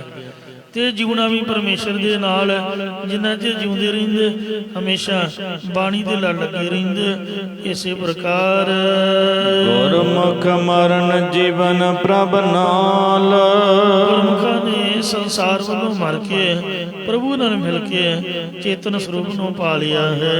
ਭਾਵ ਪ੍ਰਭੂ ਨੂੰ ਯਾਦ ਕਰਨਾ ਜਿਉਣਾ ਤੇ ਵਿਸਰਨੇ ਕਰਕੇ ਮਰਨਾ ਹੁੰਦਾ ਹੈ। ਆਖਾ ਜੀਵਾ ਵਿਸਰੇ ਮਰ ਜਾਓ। ਇਸੇ ਪ੍ਰਕਾਰ ਗੁਰਮੁਖ ਮਰਨ ਜੀਵਨ ਪ੍ਰਭ ਨਾਲ। ਗੁਰਮੁਖ ਜਨ ਜੀਵਤ ਭਾਵ ਤੋਂ ਮਰਦੇ ਨੇ ਉਹੀ ਪਰਮੇਸ਼ਰ ਨਾਲ ਮਿਲਣਾ ਕਰਦੇ ਹਨ। ਜਿਹੜਾ ਮਰਨ ਤੋਂ ਡਰਦਾ ਉਹ ਮਿਲ ਨਹੀਂ ਸਕਦਾ ਹੈ। ਇਸੇ ਪ੍ਰਕਾਰ ਜਿਵੇਂ ਮਹਾਰਾਜ ਨੇ ਆਖਿਆ, ਜੋ ਤੋ ਪ੍ਰੇਮ ਖੇਲਣ ਕਾ ਚਾਓ, ਸਿਰ ਧਰ ਤਲੀ ਗਲੀ ਮੇਰੀ ਆਓ, ਇਹ ਤੋ ਮਾਰਗ ਪੈਰ ਧਰੀਜੈ, ਸਿਰ ਦੀਜੈ ਕਾਨ ਨ ਕੀਜੈ। ਗੁਰਮੁਖ ਮਰਨ ਜੀਵਨ ਪ੍ਰਭ ਨਾਲ, ਗੁਰਮੁਖ ਜਨਾਂ ਦੇ ਮਰਨ ਭਾਵ ਸਰੀਰ ਛੱਡਣ ਵੇਲੇ ਵੀ ਪਰਮੇਸ਼ਰ ਨਾਲ ਹੀ ਹੁੰਦਾ ਹੈ, ਤੇ ਜਿੰਨਾ ਚਿਰ ਜਿਉਂਦੇ ਰਹਿੰਦੇ ਨੇ ਉਹਨਾਂ ਚਿਰ ਲਿਵ ਲਾ ਕੇ ਪਰਮੇਸ਼ਰ ਨਾਲ ਮਿਲੇ ਰਹਿੰਦੇ ਹਨ। ਦੈਦਸ ਢੂੰਡ ਕਰੈ ਮਹਿ ਪਾਇਆ, ਇੱਥੇ ਟੱਪੀ ਤੋਂ ਬਗੈਰ ਢੂੜ ਪਾਠ ਹੈ। ਦਸੇ ਦਿਸ਼ਾਵਾਂ ਦੇ ਪਦਾਰਥਾਂ ਦੇ ਵਿੱਚ ਅਸੀਂ ਢੂੜ ਭਾਲਦੇ ਫਿਰਦੇ ਸੀਗੇ ਕਿ ਪਰਮੇਸ਼ਰ ਕਿਤੋਂ ਵੀ ਪ੍ਰਾਪਤ ਹੋ ਜਾਏ, ਪਰ ਜਦ ਸਾਧ ਸੰਗਤ ਰੂਪੀ ਘਰ ਵਿੱਚ ਆਇਆ ਤਦ ਸਾਧ ਸੰਗਤ ਰੂਪੀ ਘਰ ਦੇ ਵਿੱਚੋਂ ਹੀ ਪਰਮੇਸ਼ਰ ਪਾ ਲਿਆ। ਇਸੇ ਪ੍ਰਕਾਰ ਦੈਦਸ ਢੂੰਡ ਕਰੈ ਮਹਿ ਪਾਇਆ, ਜਦ ਅੰਤਰਮੁਖ ਬਿਰਤੀ ਹੋਈ ਤਦ ਉਹ ਦਸਾਂ ਦਿਸ਼ਾਵਾਂ ਚ ਢੂੰਡਦੇ ਅੰਤਕਰਨ ਰੂਪੀ ਘਰ ਵਿੱਚੋਂ ਹੀ ਬ੍ਰਹਮਾ ਘਰ ਬਿਰਤੀ ਹੋਣ ਕਰਕੇ ਪਰਮੇਸ਼ਰ ਨੂੰ ਪਾ ਲਿਆ। ਪਹਿਲਾਂ ਦਸੋਂ ਦਿਸ਼ਾਵਾਂ ਦੇ ਭੇਖਾਂ ਨੂੰ ਭਾਲਦੀ ਰਹੇ, ਪਰ ਜਦ ਸਤਸੰਗ ਦਾ ਮਿਲਾਪ ਹੋਇਆ ਤਦ ਗ੍ਰਸਤ ਰੂਪੀ ਘਰ ਦੇ ਵਿੱਚ ਰਹਿੰਦਿਆਂ ਹੀ ਪਰਮੇਸ਼ਰ ਪ੍ਰਾਪਤ ਕਰ ਲਿਆ, ਜਾਂ ਤੁਰਿਆ ਪਦ ਰੂਪ ਘਰ ਵਿੱਚੋਂ ਹੀ ਸਰੂਪ ਨੂੰ ਪਾ ਲਿਆ। ਮੇਲ ਪਿਆ ਸਤਿਗੁਰੂ ਮਿਲਾਇਆ, ਜਦ ਪਰਮੇਸ਼ਰ ਦੇ ਨਾਮ ਨਾਲ ਮੇਲ ਹੋਇਆ ਤਦ ਸਤਿਗੁਰੂ ਸਾਹਿਬ ਜੀ ਨੇ ਵਾਹਿਗੁਰੂ ਦੇ ਸਰੂਪ ਦੇ ਵਿੱਚ ਮਿਲਾ ਦਿੱਤਾ। ਇਸੇ ਪ੍ਰਕਾਰ ਮੇਲ ਪਿਆ ਸਤਿਗੁਰੂ ਮਿਲਾਇਆ, ਜਦ ਗੁਰੂ ਸਾਹਿਬ ਨੇ ਕਿਰਪਾ ਕਰਕੇ ਵਾਹਿਗੁਰੂ ਨਾਲ ਮਿਲਾ ਦਿੱਤਾ ਤਦ ਹੀ ਵਾਹਿਗੁਰੂ ਦੇ ਸਰੂਪ 'ਚ ਮੇਲ ਹੋਇਆ। ਇਸੇ ਤਰ੍ਹਾਂ ਮੇਲ ਪਿਆ ਸਤਿਗੁਰੂ ਮਿਲਾਇਆ, ਜਿਸ ਦਾ ਸਤਿਗੁਰੂ ਸਾਹਿਬ ਜੀ ਨੇ ਨਾਮ ਨਾਲ ਮੇਲ ਮਿਲਾ ਦਿੱਤਾ ਉਹਦਾ ਵਿਛੜੇ ਹੋਏ ਦਾ ਨਾਮ ਦੇ ਨਾਲ ਮੇਲ ਹੋਇਆ ਹੈ। ਸਾਧ ਸੰਗਤ ਜੀਓ, ਇੱਥੇ 21ਵੀਂ ਪੌੜੀ ਤੱਕ ਆਪ ਨੇ ਵਿਚਾਰ ਸਰਵਣ ਕੀਤੀ ਹੈ। ਸੋ ਸਮਾਂ ਸਮਾਪਤ ਹੈ, ਭੁੱਲਾਂ ਚੁੱਕਾਂ ਖਿਮਾ ਕਰਨੀਆਂ ਜੀ, ਅੱਗੇ ਤੋਂ ਸਮਤ ਬਖਸ਼ਣੀ। ਦੈਦਸ ਢੂੰਡ ਕਰੈ ਮਹਿ ਪਾਇਆ, ਨਾ ਮੇਲ ਪਿਆ ਸਤਿਗੁਰੂ ਮਿਲਾਇਆ। ਵਾਹਿਗੁਰੂ ਜੀ ਕਾ ਖਾਲਸਾ, ਵਾਹਿਗੁਰੂ